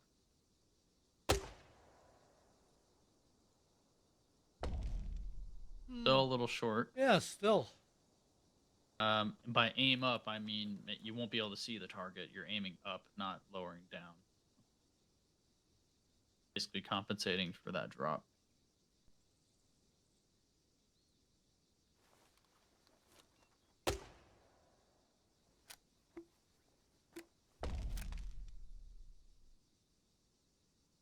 So we'll see once you make a good hit here.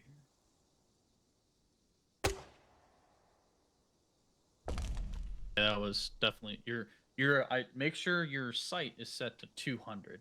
So you can hold right click to zoom in and you can hit 200. page up, page down. Yeah, make sure it's at the 200 mark.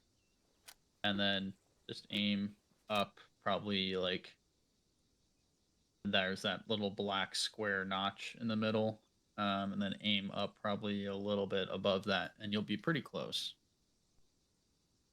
Like bring it so it's above the target. Oh, that was a Pike.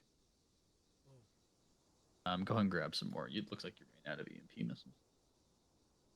Or EMP grenades. Sorry, they're not missiles. Yeah, no, let me finish this training. I'm in the middle of it. I'll be on though.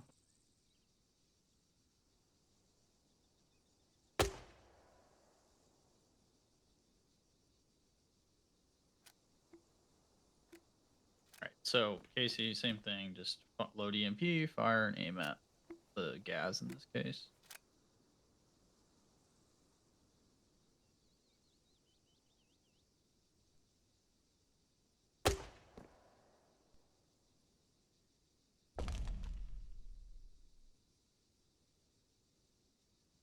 I think that was a hit. I wasn't sure what one you were looking at, but Yeah, we've got I see four I see burning, smoke.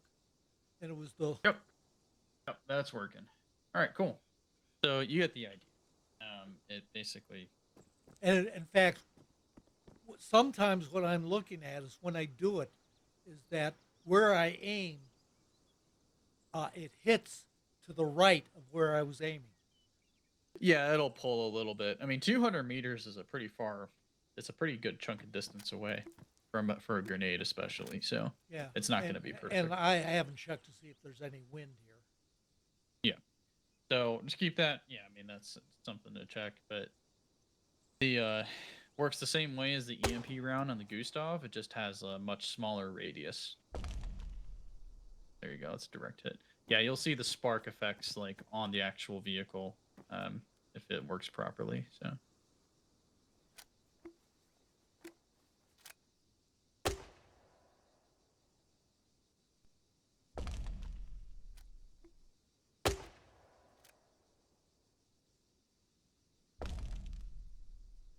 Little short. That one also it also helps to range the target. So in this case, that truck is about 236 instead of 200. So you have to aim a good chunk up.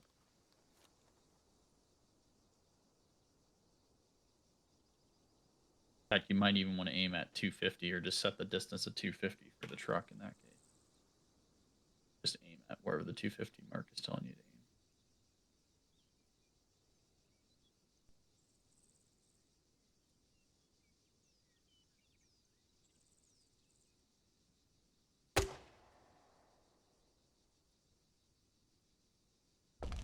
There you go.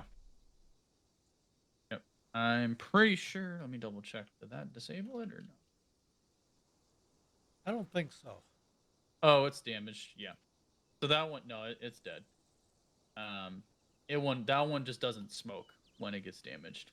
But I double checked in Zeus. That's definitely damaged. Oh, yep. And there we go. Well, yes, it's damaged.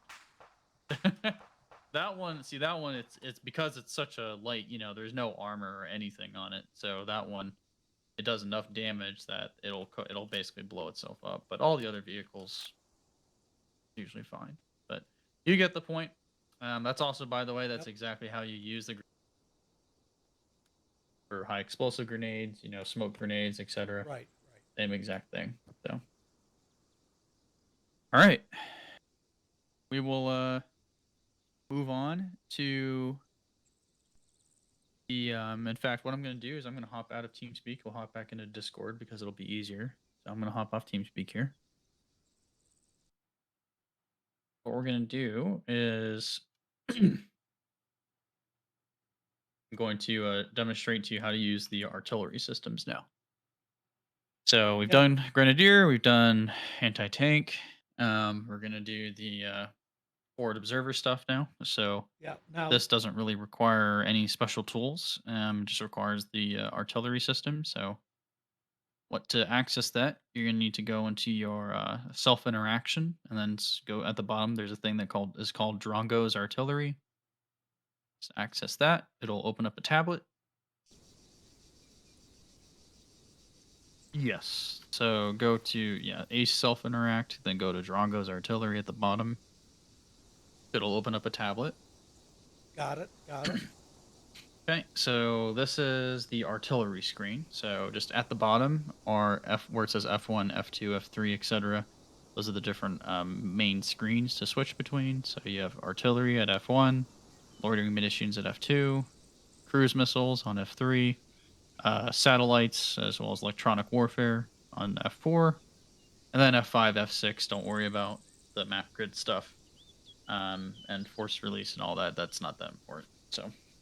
Really, it's just F1 through F4 to care about down at the bottom. To get out of the tablet, just hit escape. And of course, go ahead and once you do that, reopen it because we want to go to the artillery screen. So this is how we are going to call in artillery strikes is through this system. So in order to do this, you need to first control an artillery piece. So there's all these different ones here. The EMP, MLRS or multi-launch rocket system, the M5 Sandstorm, which has the mini Harpy. They're suicide drones, so they're high explosive drones that will like fly to the target. The Shara and Sholef, those are rocket launchers and heavy artillery pieces. The HIMARS, which is just like the real life HIMARS system. Um, and there's little descriptions in the top right as you click on each one, so it'll kind of explain what it is. So if it's a mortar, if it's like a heavier artillery piece, um, the range that they can engage from, etc. So in this case, go ahead and control the Sholef, which is think of that. That's a standard self-propelled artillery piece. So click on it and then click Control.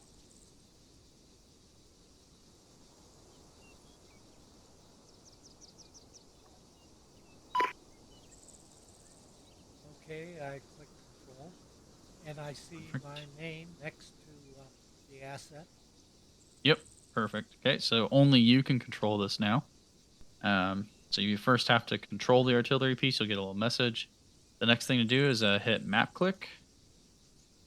It'll then take you to the map, and then this is where you will want to left click on whatever target. I'm going to circle in green exactly where you need to go ahead and select the 200-meter marker at the AT range.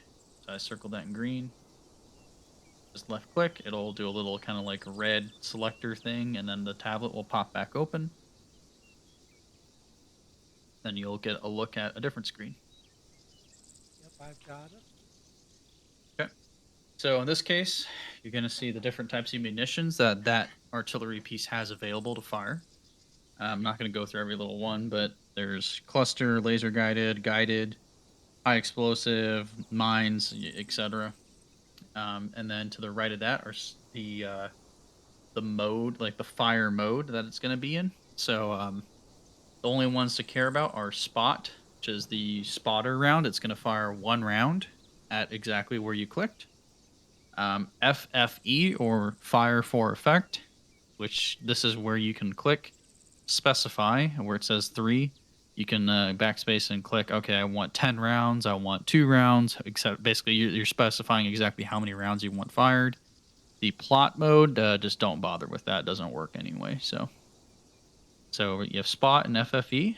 To the right of that, you have low and high.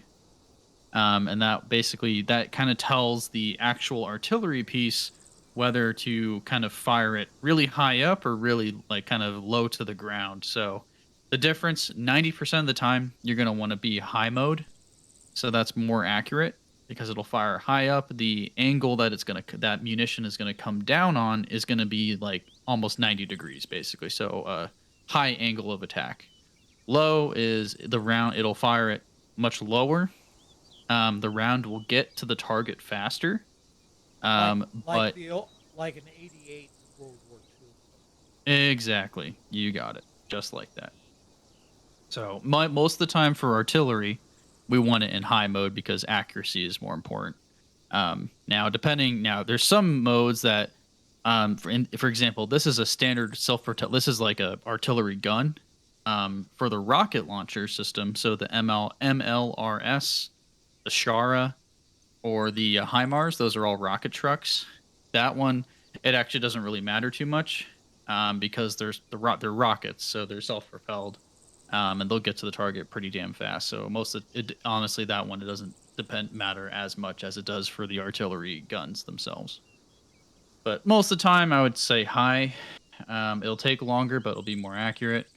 And then the third column over is point. Basically, there'll be point CR or circle CIRC or a square. Um, don't bother with circle or square. That's like if you want to manually tell it, hey, fire in this grid square. Just kind of scatter it. Most of the time, we want basically pinpoint type artillery. So just the point is basically what we would stick with. And then depending on the munition type, you can set it to impact or airburst. 99% of the time, just leave it on impact. It'll work. It'll still work just fine. Airburst with some rounds can cause the server to lag. So that's basically all the fire modes. Then you'll get, if you're using a spotter round, which is what I'm doing in this case. So I'm in spot mode, I'm in high, I'm on point, I'm on impact. In this case, I'll hit set tube just to basically tell the artillery piece, okay, yep, this is the get ready to fire that round out of that, that munition, whatever you selected. In this case, it'd be HE. Um, and then when you're all ready, you can hit XMIT, and that will fire a round. So the process is choose the weapon, select the kind of uh, firing you're going to do, then Right. actually load it, load the Yep. weapon, and then fire it. Fire. You got it. Yep. Yeah. Munition type. So do I want cluster? Do I want high explosive? Do I want a guided munition? Do I want laser guided, etc.? 99% of the time, just a standard HE round is just fine. Um, and then XMIT is what you use to actually fire the weapon and give it the order to fire. And am I assuming right that the spot version is to have an observer and see where the round goes, and then Yep. Spotter is spot stands for spotting round. So it's going to fire a single round, basically. Hey, this is where our aim point is, and then if it's good, you can switch it over to FFE or fire for effect, and that way you basically dialed in your location, and you can say, all right, I need three rounds, right? You can specify the number of rounds you want to fire so with similar FFE to mode. what you do with mortars. Yep, pretty much exactly what you would do. Um, The caveat being, you can't, with this system, you can't just let spam artillery everywhere on the map. You actually, it models you being a spotter, so you have to be within 1,000 meters of the target that you're trying to hit. Basically, simulating that you're an observer, you're spotting for the artillery, right? So if you tried to like left click on the map and designate a target that was outside of that 1 kilometer range from you, it would give you a little error message and say you need to be closer to the target. So yeah, go ahead and do that. In this case, select the 200-meter target in front of us. I did that. Wait. And yep, XMIT. I'm not sure what munition you selected, but we'll just wait. It'll actually, when you fire it, it'll give you a message in side chat there, the ETA to impact, and it'll also tell you when the round is expected to splash as well. Now, when I hit set tube, it it goes on and off. Did that actually set it? Yes, you only need to hit set tube once. Yeah, and if you click it multiple times, it doesn't matter. So you basically just need to do it once. Okay, ready to fire. Firing. All right. Message to observer. Over. Yeah.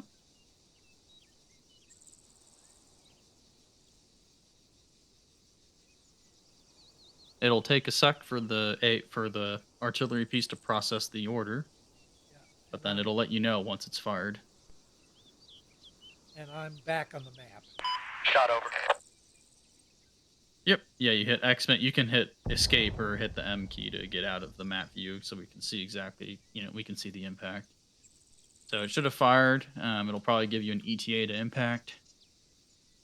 20 seconds, 30 seconds, whatever, and then it'll also tell you when splash is expected about a second or two before impact. Splash over. I got a message that said splash. Yep, and there it is. Yep. There we go. That's how it works. Pretty self-explanatory. Now, the only difference is, the different artillery pieces have different munitions, but the core functionality of how to fire and use it is all the same. Now, and when I look at the munitions, pay attention to the area effects, right? Yes. Yeah, like for here, let me demonstrate real quick. So I'm gonna fire the HIMARS, which is a rocket truck. And boom, do a spot around high impact set to. All right. So this rocket, the HIMARS, fires a cluster round, which is a smart rocket that will basically automatically seek out infantry targets. as well as small vehicles. There it is. So 22 seconds. If you look over to the southwest there, you can actually see the rocket trail of where the artillery fired from.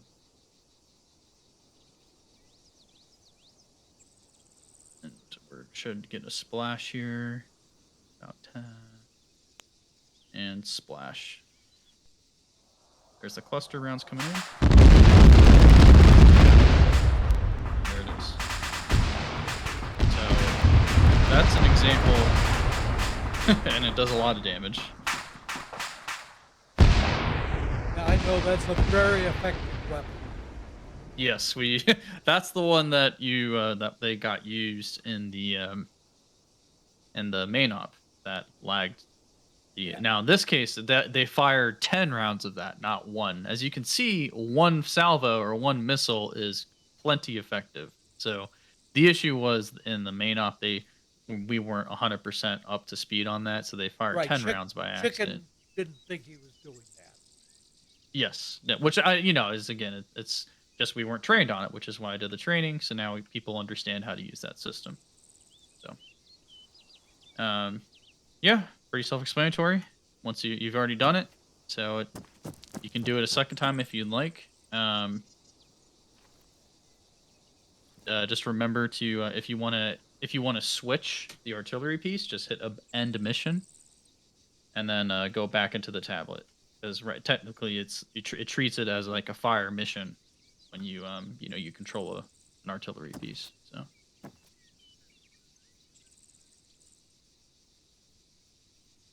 End of mission out.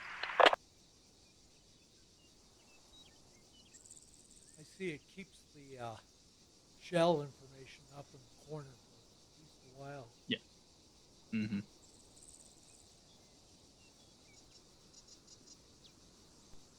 How long does that stay? The shell information. Yeah, in the upper right-hand corner. I ended You mission. will, yeah, you hit end mission. Oh, the thing that you're controlling. It's slowly disappearing. Yeah, it goes away after like 30 seconds. Yeah.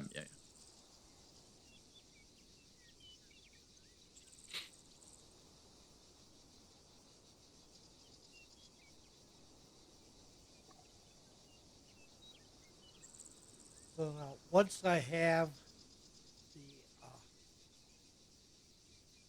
the it still has my name next to that weapon.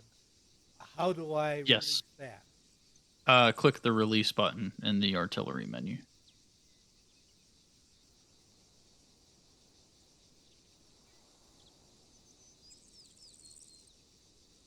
The one that says force release? No. On the main artillery menu, hit the release button. If you haven't ended the fire mission, you need to end fire mission first to be able to go back to that main menu. I should have ended it, but I'm Okay. still. So if you've ended it, then hit F1. Or on the tablet, click the F1 button.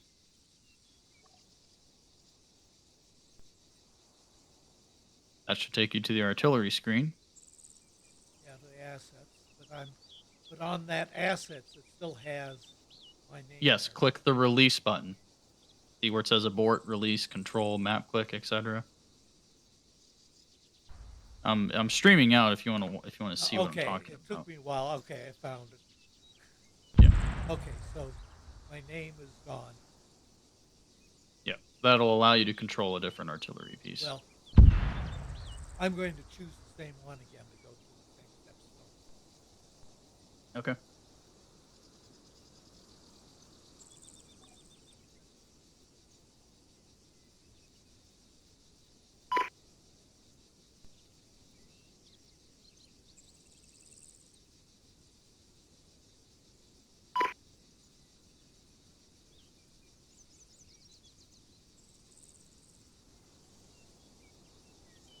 I'm going up 250.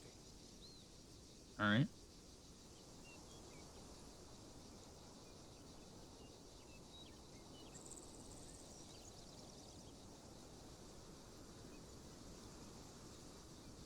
course, I haven't selected it. Yeah, you need to control it first. Hit the control button to control the artillery piece, then hit map click to then designate the target.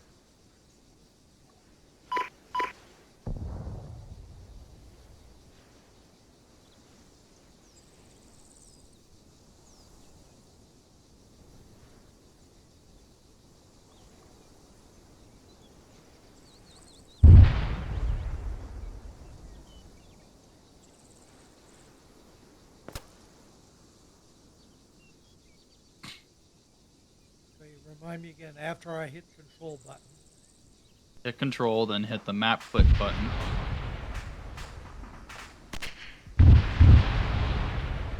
And then that'll take you to map view. Then you left click on whatever target or point, wherever on the map you want to drop the artillery. have done. I'm going to do Okay. FFE this time. Okay. So yep, FFE, and then designate the number of rounds. And then I'm the just mode, going- high or low. I'm going to do 2. Okay. Yeah, I mean, it's up to you. But It's just to make sure that I can select it. yep. Yeah, no, Select that's fine. high, then the other 2 I'm keeping at default. Then I can do a set tube, Yep. Hit set tube and then hit XMIT.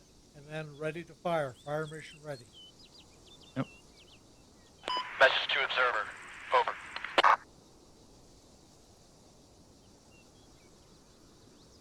Now I'm back. I'm out of the control, so I'm just watching on straight ahead. Yep.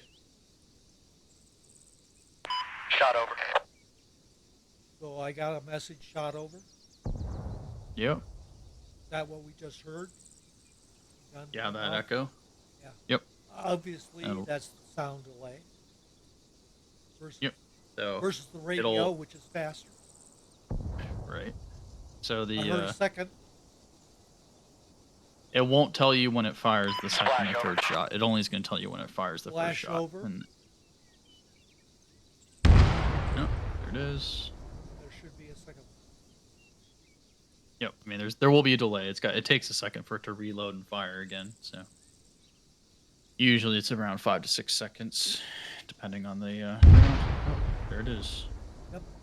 Okay. Those are further apart than I expected.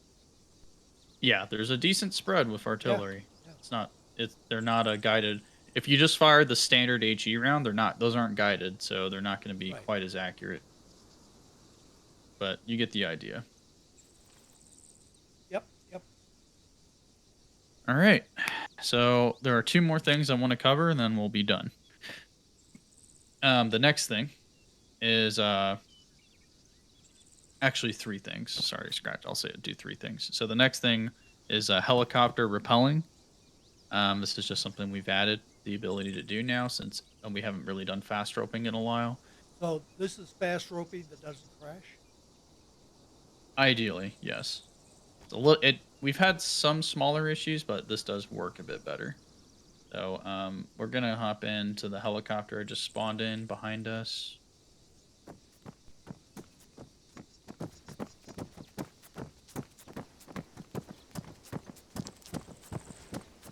Oh, actually, one thing to do before we do this. I forgot that we have a new enhanced movement. So you're gonna want to set the keybind for that.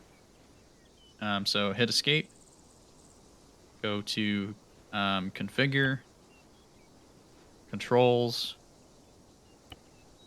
and then you're going to want to go to configure add-ons like we did before for the Pike.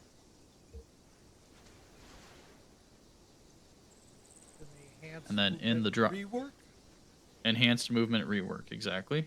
So for the all-in-one action, that's the one that I care about. Right now it should be set to Shift plus V.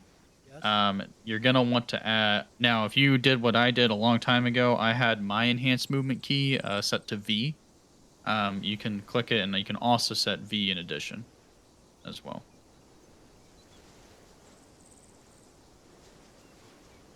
And then just hit OK, OK, etc. so- to get back. You made the all-in-one action and you had 2 keys. I have 2 keys for that, Shift V and V in this case, yes.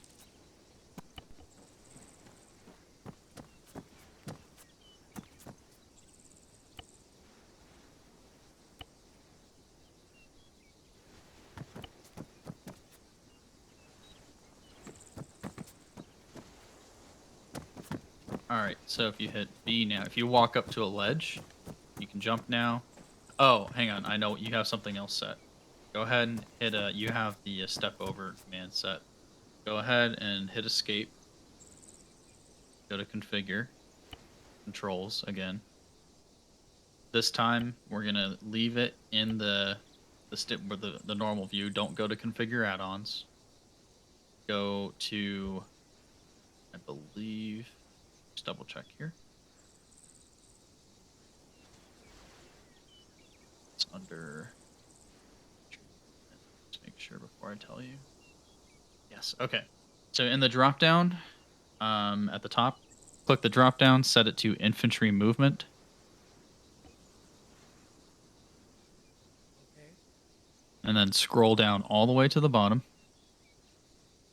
The keybind I'm looking for is the step over keybind. For you, it's probably set to V right now. Is that correct? It is. Okay, go ahead and click that, delete V. And then for me, I've set that to my right alt key.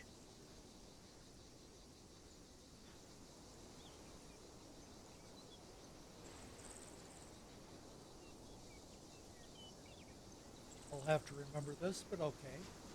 Yeah, you won't use this one. The reason why I set it to right alt is because you almost never use it. You're gonna use the V key way more often. This explains why you haven't been able to move or do things and like do enhanced movement stuff in the past.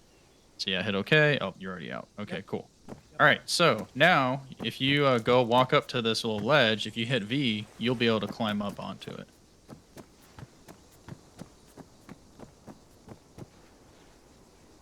Just hit. Don't use the right alt, just V. So it's like that. That worked. I see you jumping. Yep, and I'm hitting B. Okay, you still have step over set. Oh, there you go. Maybe I just wasn't supposed to. No, you still have the step over keybind set to V somehow. Are you sure that you deleted it? Well, let me check. Yeah. It's my favorite senior citizen.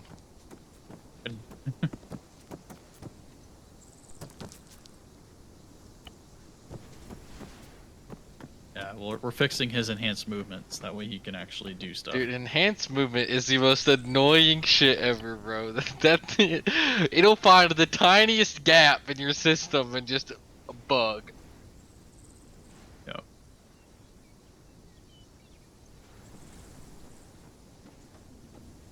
Yeah, so for that, you want to just make sure that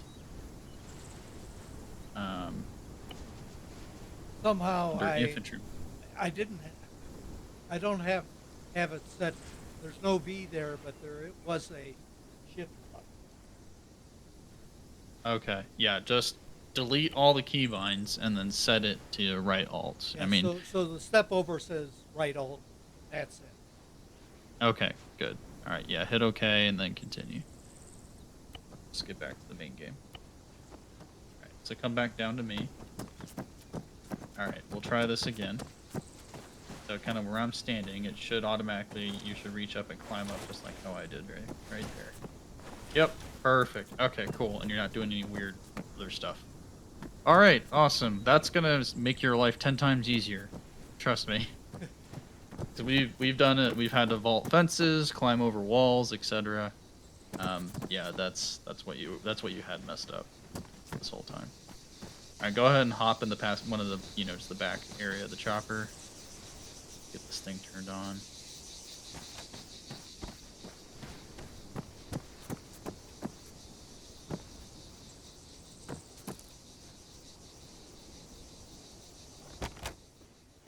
Yeah, sometimes it would work and sometimes it wouldn't.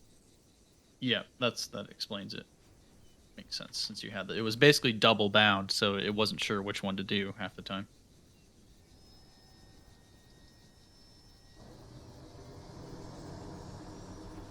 What is with that weird overlay? Is that supposed to be like an eyepiece?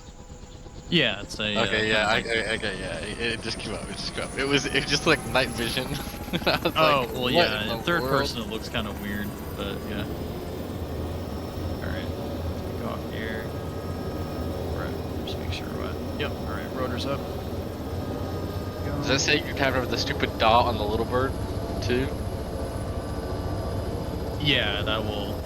Well, if you have the HMD mod turned on, it gets rid of that dot and it adds basically this. So wherever you look is wherever the HUD kind of goes.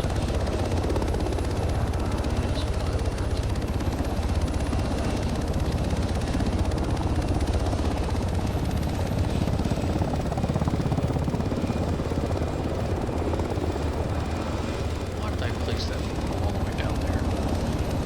Alright, so we got auto hover on. Alright, so Casey, you should have in your scroll wheel option a option to repel. Do you see it? Let me scroll down. I've got all these cabins. Yeah, you got a bunch. You're gonna have a bunch of stuff, but you should see an option that says repel. Repel self? Yep. That sounds Do it. like the normal repel. It is basically the same thing, just out of the helicopter. It works better than Ace. So go ahead and do that. Okay. Go ahead and hit S to go down. There you go. If you end up below the map, just hit detach repel device. It's a bug that does happen occasionally because of the sync issue. Yeah, Alright, well you're down safe. That's all that matters. Or I'm at 3, you gotta love it. If you end up below the map, Hey, at least it doesn't at least I drop know you know you look, Casey, you know how to fix it if it's a problem. Here, we'll do that one more time just so you get used to it. That's how we're gonna be repelling it. It's so much easier than extending the hell line. Yeah, oh yeah. It works in multiplayer. It works better because it just syncs better. So. Plus, you can control the repel rate. So, like, if you don't want to, you can actually kind of like slowly repel down. It doesn't just shoot you down immediately. All right, go ahead. Same thing. Repel self.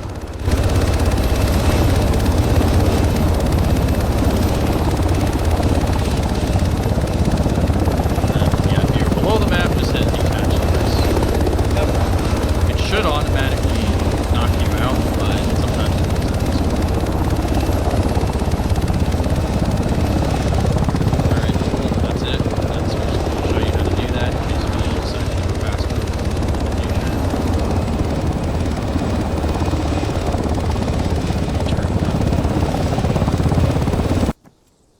There we go. Okay. The last two things are going to be the digital camera for recon. This will be really fast. So just go over to the arsenal here. Access the arsenal, and in the binocular tab, you're going to want to grab.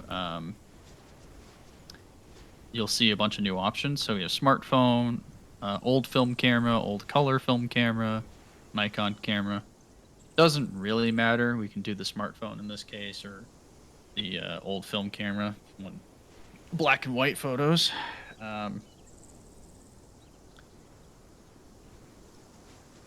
It was too easy. I was gonna make a joke, but So just grab it. Oh, Yeah, you just select it. Yep, there you go. Then just get out of the arsenal. All right, I did the one with the HUD just because I like the HUD. But you grab it, take it out, just right click to get in. This acts as a camera. Pretty self-explanatory. Plus or minus will zoom you in. A good chunk, funny enough. The iPhone doesn't have that amazing of a zoom, but the Nikon camera has like a 200x zoom, which is hilarious. yeah, this looks like the Apple photo Yeah, app, it looks like except it's it should be vertical. It should, but look, we can't have everything perfect. I can't wait to commit a war crime at an op and look over and my buddy's got his phone out. So this actually, so the way this what this is for, in the Nikon camera, it has night vision for some reason, but none of the other cameras have any sort of vision mode. But you can zoom in, you know, basically work the camera. Left click will actually take a picture, and that picture will get saved to your screenshot folder outside of Arma. And basically, the way we're gonna use this is that it'll allow you guys to actually conduct real reconnaissance and not just kind of me hand waving. All right, recon said this. So for like a mini op or something before a main op, maybe we would conduct a recon patrol, send you guys out as, you know, you're basically undercover, actually undercover civilian. You go out to recon the base, whatever, take pictures, and then I can use those pictures in my briefings or debriefing or whatever. So Gotcha. pretty simple little mod, but should help us out and just, you know, kind of increase the realism and just basically give the recon aspect a lot more of a reason to exist.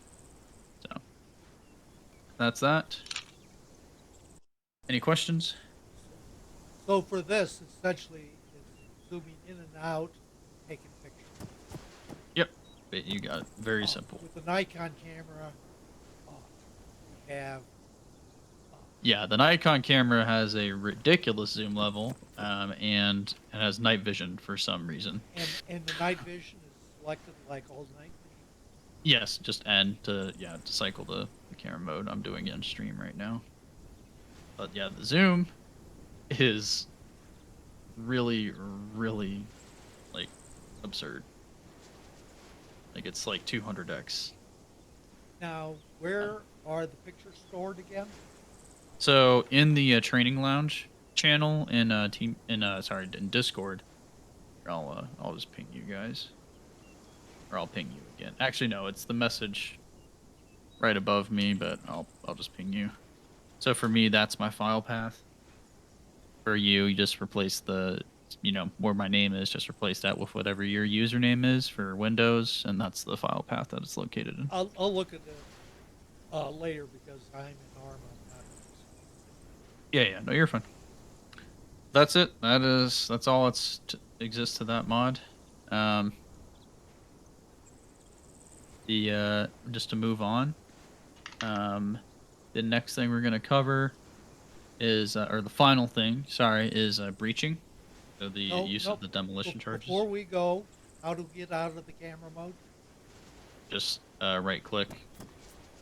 Then you can hit B to stow your binocular. It's treated as a binocular, so you can hit B to go back to your weapon.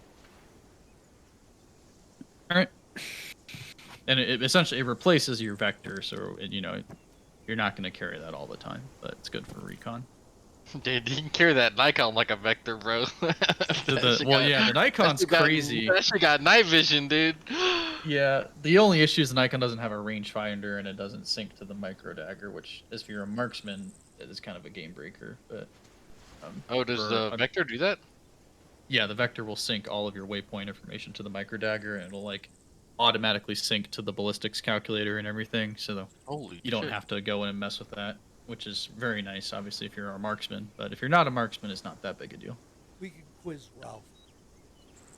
Oh yeah, he knows. Yeah, trust me, he knows. They're required for the training. All right, so next thing we're gonna do, go ahead and get in the arsenal. Go ahead and grab a shotgun breacher demo kit.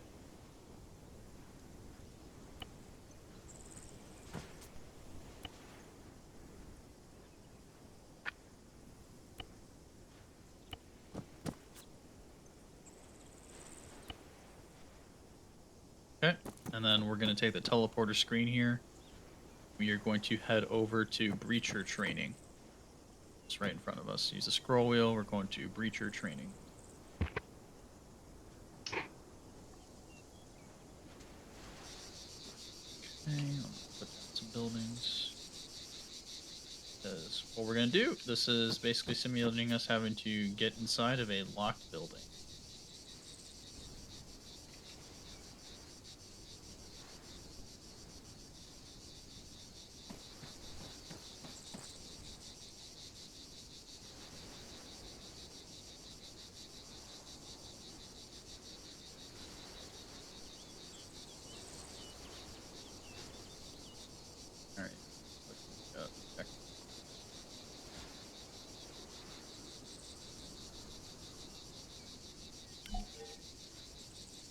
All right.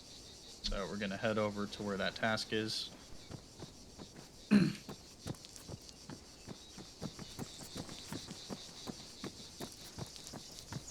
So this is a situation where we're approaching we're approaching a building, and the doors are locked. Or we can't, there's a locked door. In this case, so you can go ahead and try and get in there. You'll see it kind of jiggle. That's how you know you have a locked door. So there's quite a few ways to get into one of these. The first thing is to you want to aim basically below the door handle by a few, like probably like 6 inches, and just get up close and shoot it.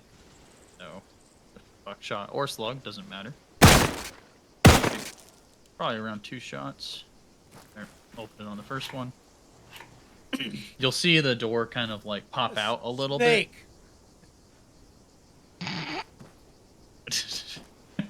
Sorry. Snakes thankfully won't hurt us. Here, I'll do that again. So I'll lock that door. Just give me a sec. So that's option one, is to shoot it with a shotgun. That's probably the fastest and the most effective. It's also probably the safest since you don't have to set an explosive. So aim below the door handle and then just shoot. I have to shoot twice or 3 times. It might take a minute. Nope, it popped. I see it popped. You'll open the door now. There we go. Alright, so close that door and relock it. So that's option one, is to blow it with a shotgun. Oh. That snake wanted out again. Alright. Option number 2 is you go up to the door, you ace interact, not self interact, just ace interact. Aim at the door handle and then hit use lockpick. And I'll let you do that.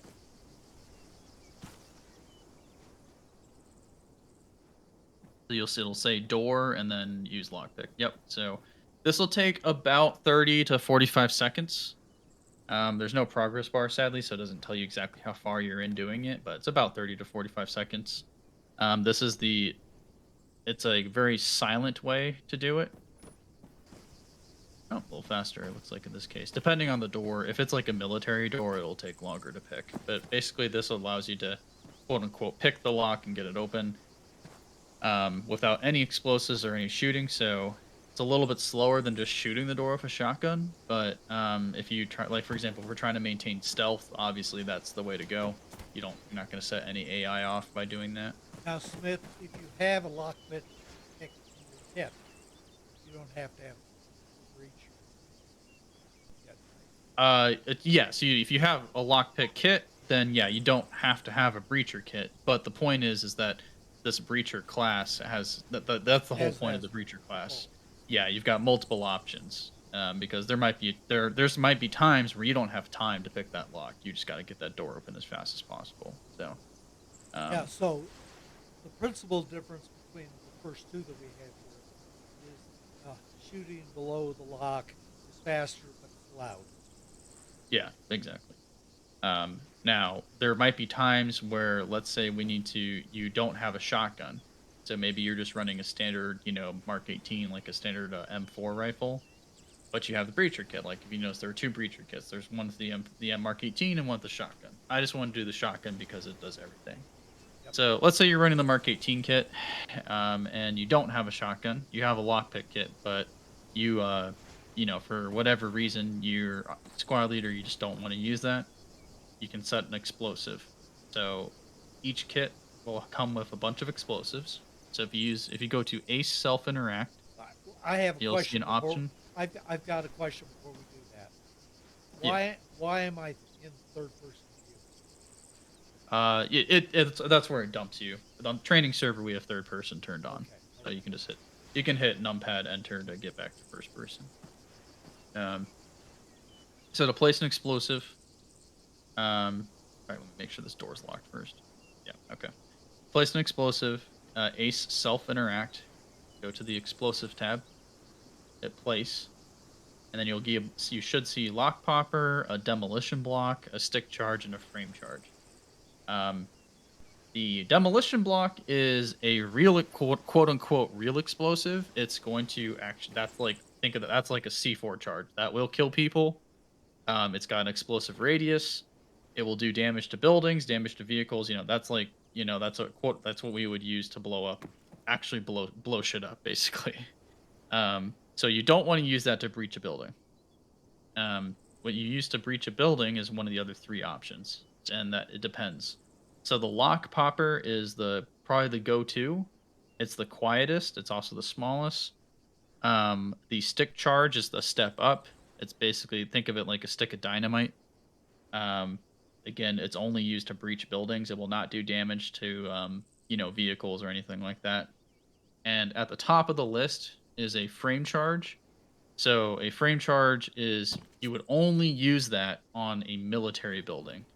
So what do I mean by that? If you come over here, you see the two brown buildings. So Yep. those are quote unquote military grade buildings. They have heavy armored doors. You can't just you're not gonna be able to shoot through them or anything like that. Those types of buildings are the only ones that you're going to use a frame charge on, because it's basically what I'm saying is it's overkill to use a frame charge on anything else besides those buildings. A lock popper or a stick charge will do you fine for everything else.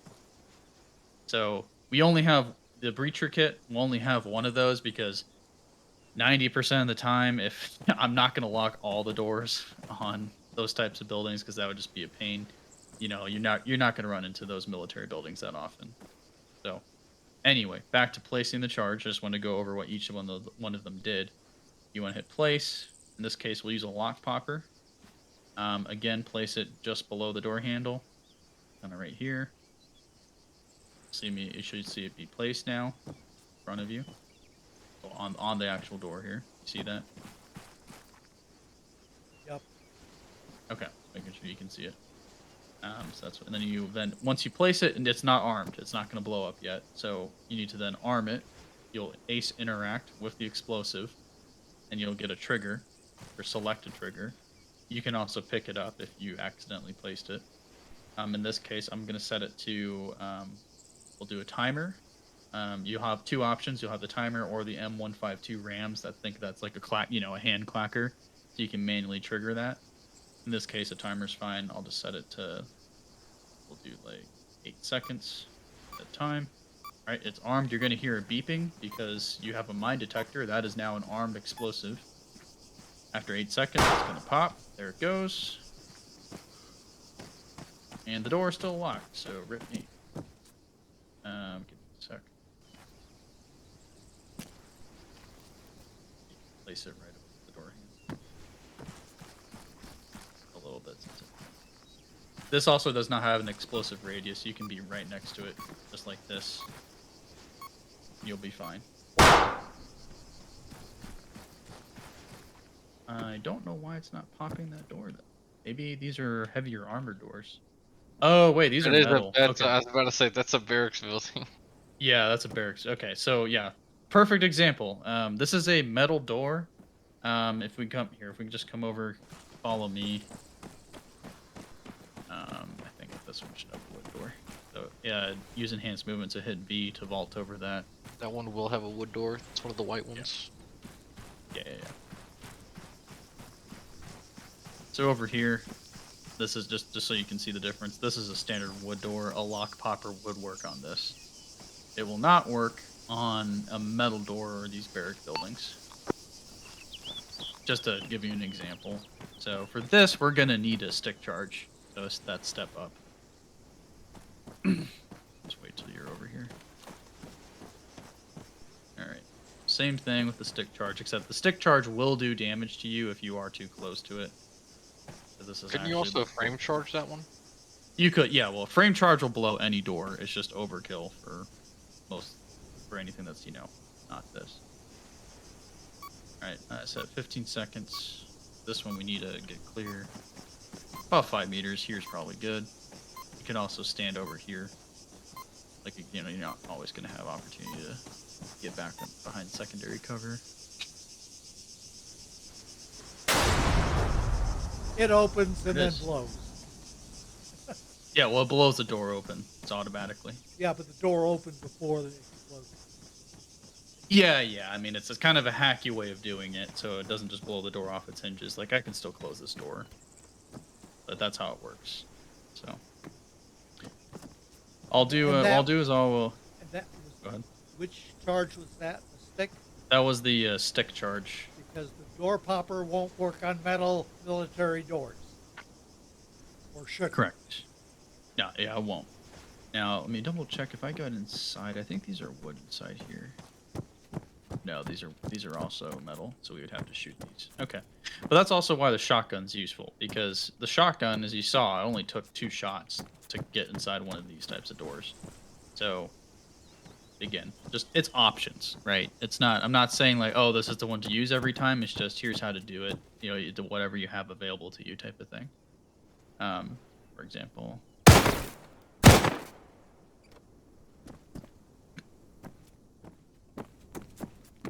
I'll let you, what I'll do is I'll go ahead and we'll hop outside and I'll let you practice. That's basically what the breacher Well, serve is here. I They will just step out. practice by not using the door popper. Yeah, don't use the door popper on the military barracks building. Give me a second to walk. He's landing zingers right now. All right, it's locked. You can go ahead and do your thing. Again, self-interact to place the explosive, and then once you've placed it, then interact with the explosive to set the trigger, basically.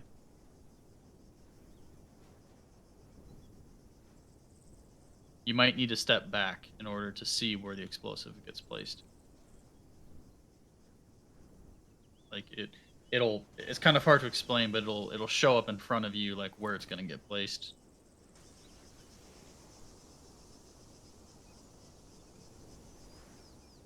There you go. Yeah, you got it.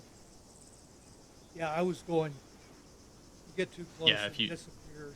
And then you, Yeah. If you get too close, it'll like go through the wall. You need to be far enough away to see it, because otherwise, if you're too close, you'll place it on the other side of the door, and that's a problem. Okay, now remind me after I place it. I need. So ace interact to interact with the explosive to set a trigger. You'll have 2 options. You'll have a timer or a manual detonation with the 152.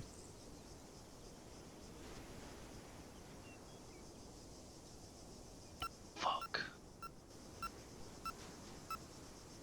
And then this one does have a bit of explosive radius. Right where I'm at is probably far enough away to be Unfortunately, I safe. did not change 30 seconds. Okay, it's fine. And to keep in mind, that beeping noise you're hearing is because you have a mine detector. So, a mine detector will detect an armed explosive within about 20 meters away from you. Mine detector There you no longer detects the mine. Dude, that's his zinger, Alright. bro. That's his zinger. All right, so that's explosives. I'd say it's safe to say you know how to do it. You can do it a couple more times if you want. There's every single door on the inside is locked, so you can practice on those as well. Yeah, I want to but- do one because on the set timer, click on the time itself. When it said set timer, I was thinking, oh, that's to set the time. So that actually activates. If you ace interact to set timer, a little clock will pop up, and you can drag that like progress bar thing to manually adjust how long the delay is. That's not a door. Yeah, all the other stuff's a door.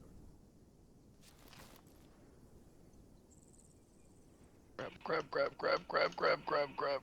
It's locked.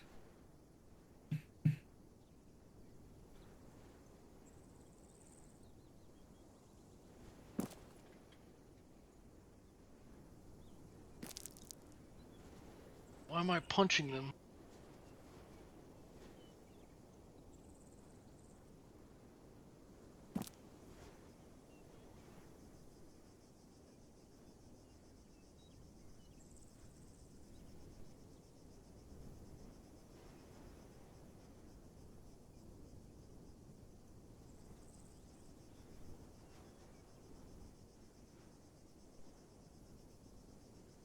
Okay, now what do I need to do to change it from 30 to something else? You see the little arrows left and right? Oh, that are subtle. Yes. Yep, you can click those to adjust the time.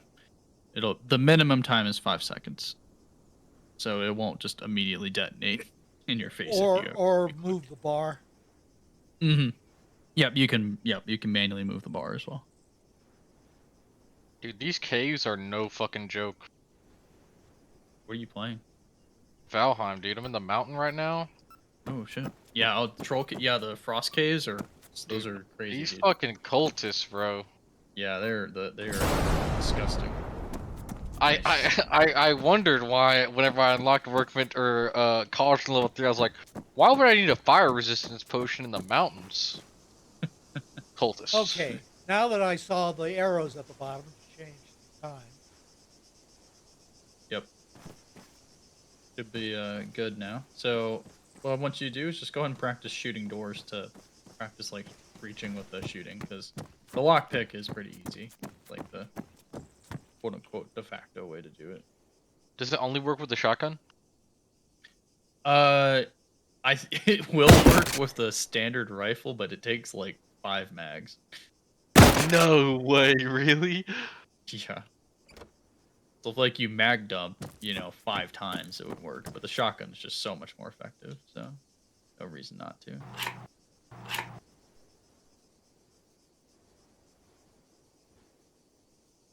Well, the shotgun also, is perfect, right? Because as soon as if there's hostiles on the other side of Yeah, that that's door, just so which, I just wanted to I was just wondering if there's like maybe yeah, like yeah, yeah. 4 or 5 rounds instead of just like the shotguns 2, but 5 you have to just mag dump half your ammo into a door frame.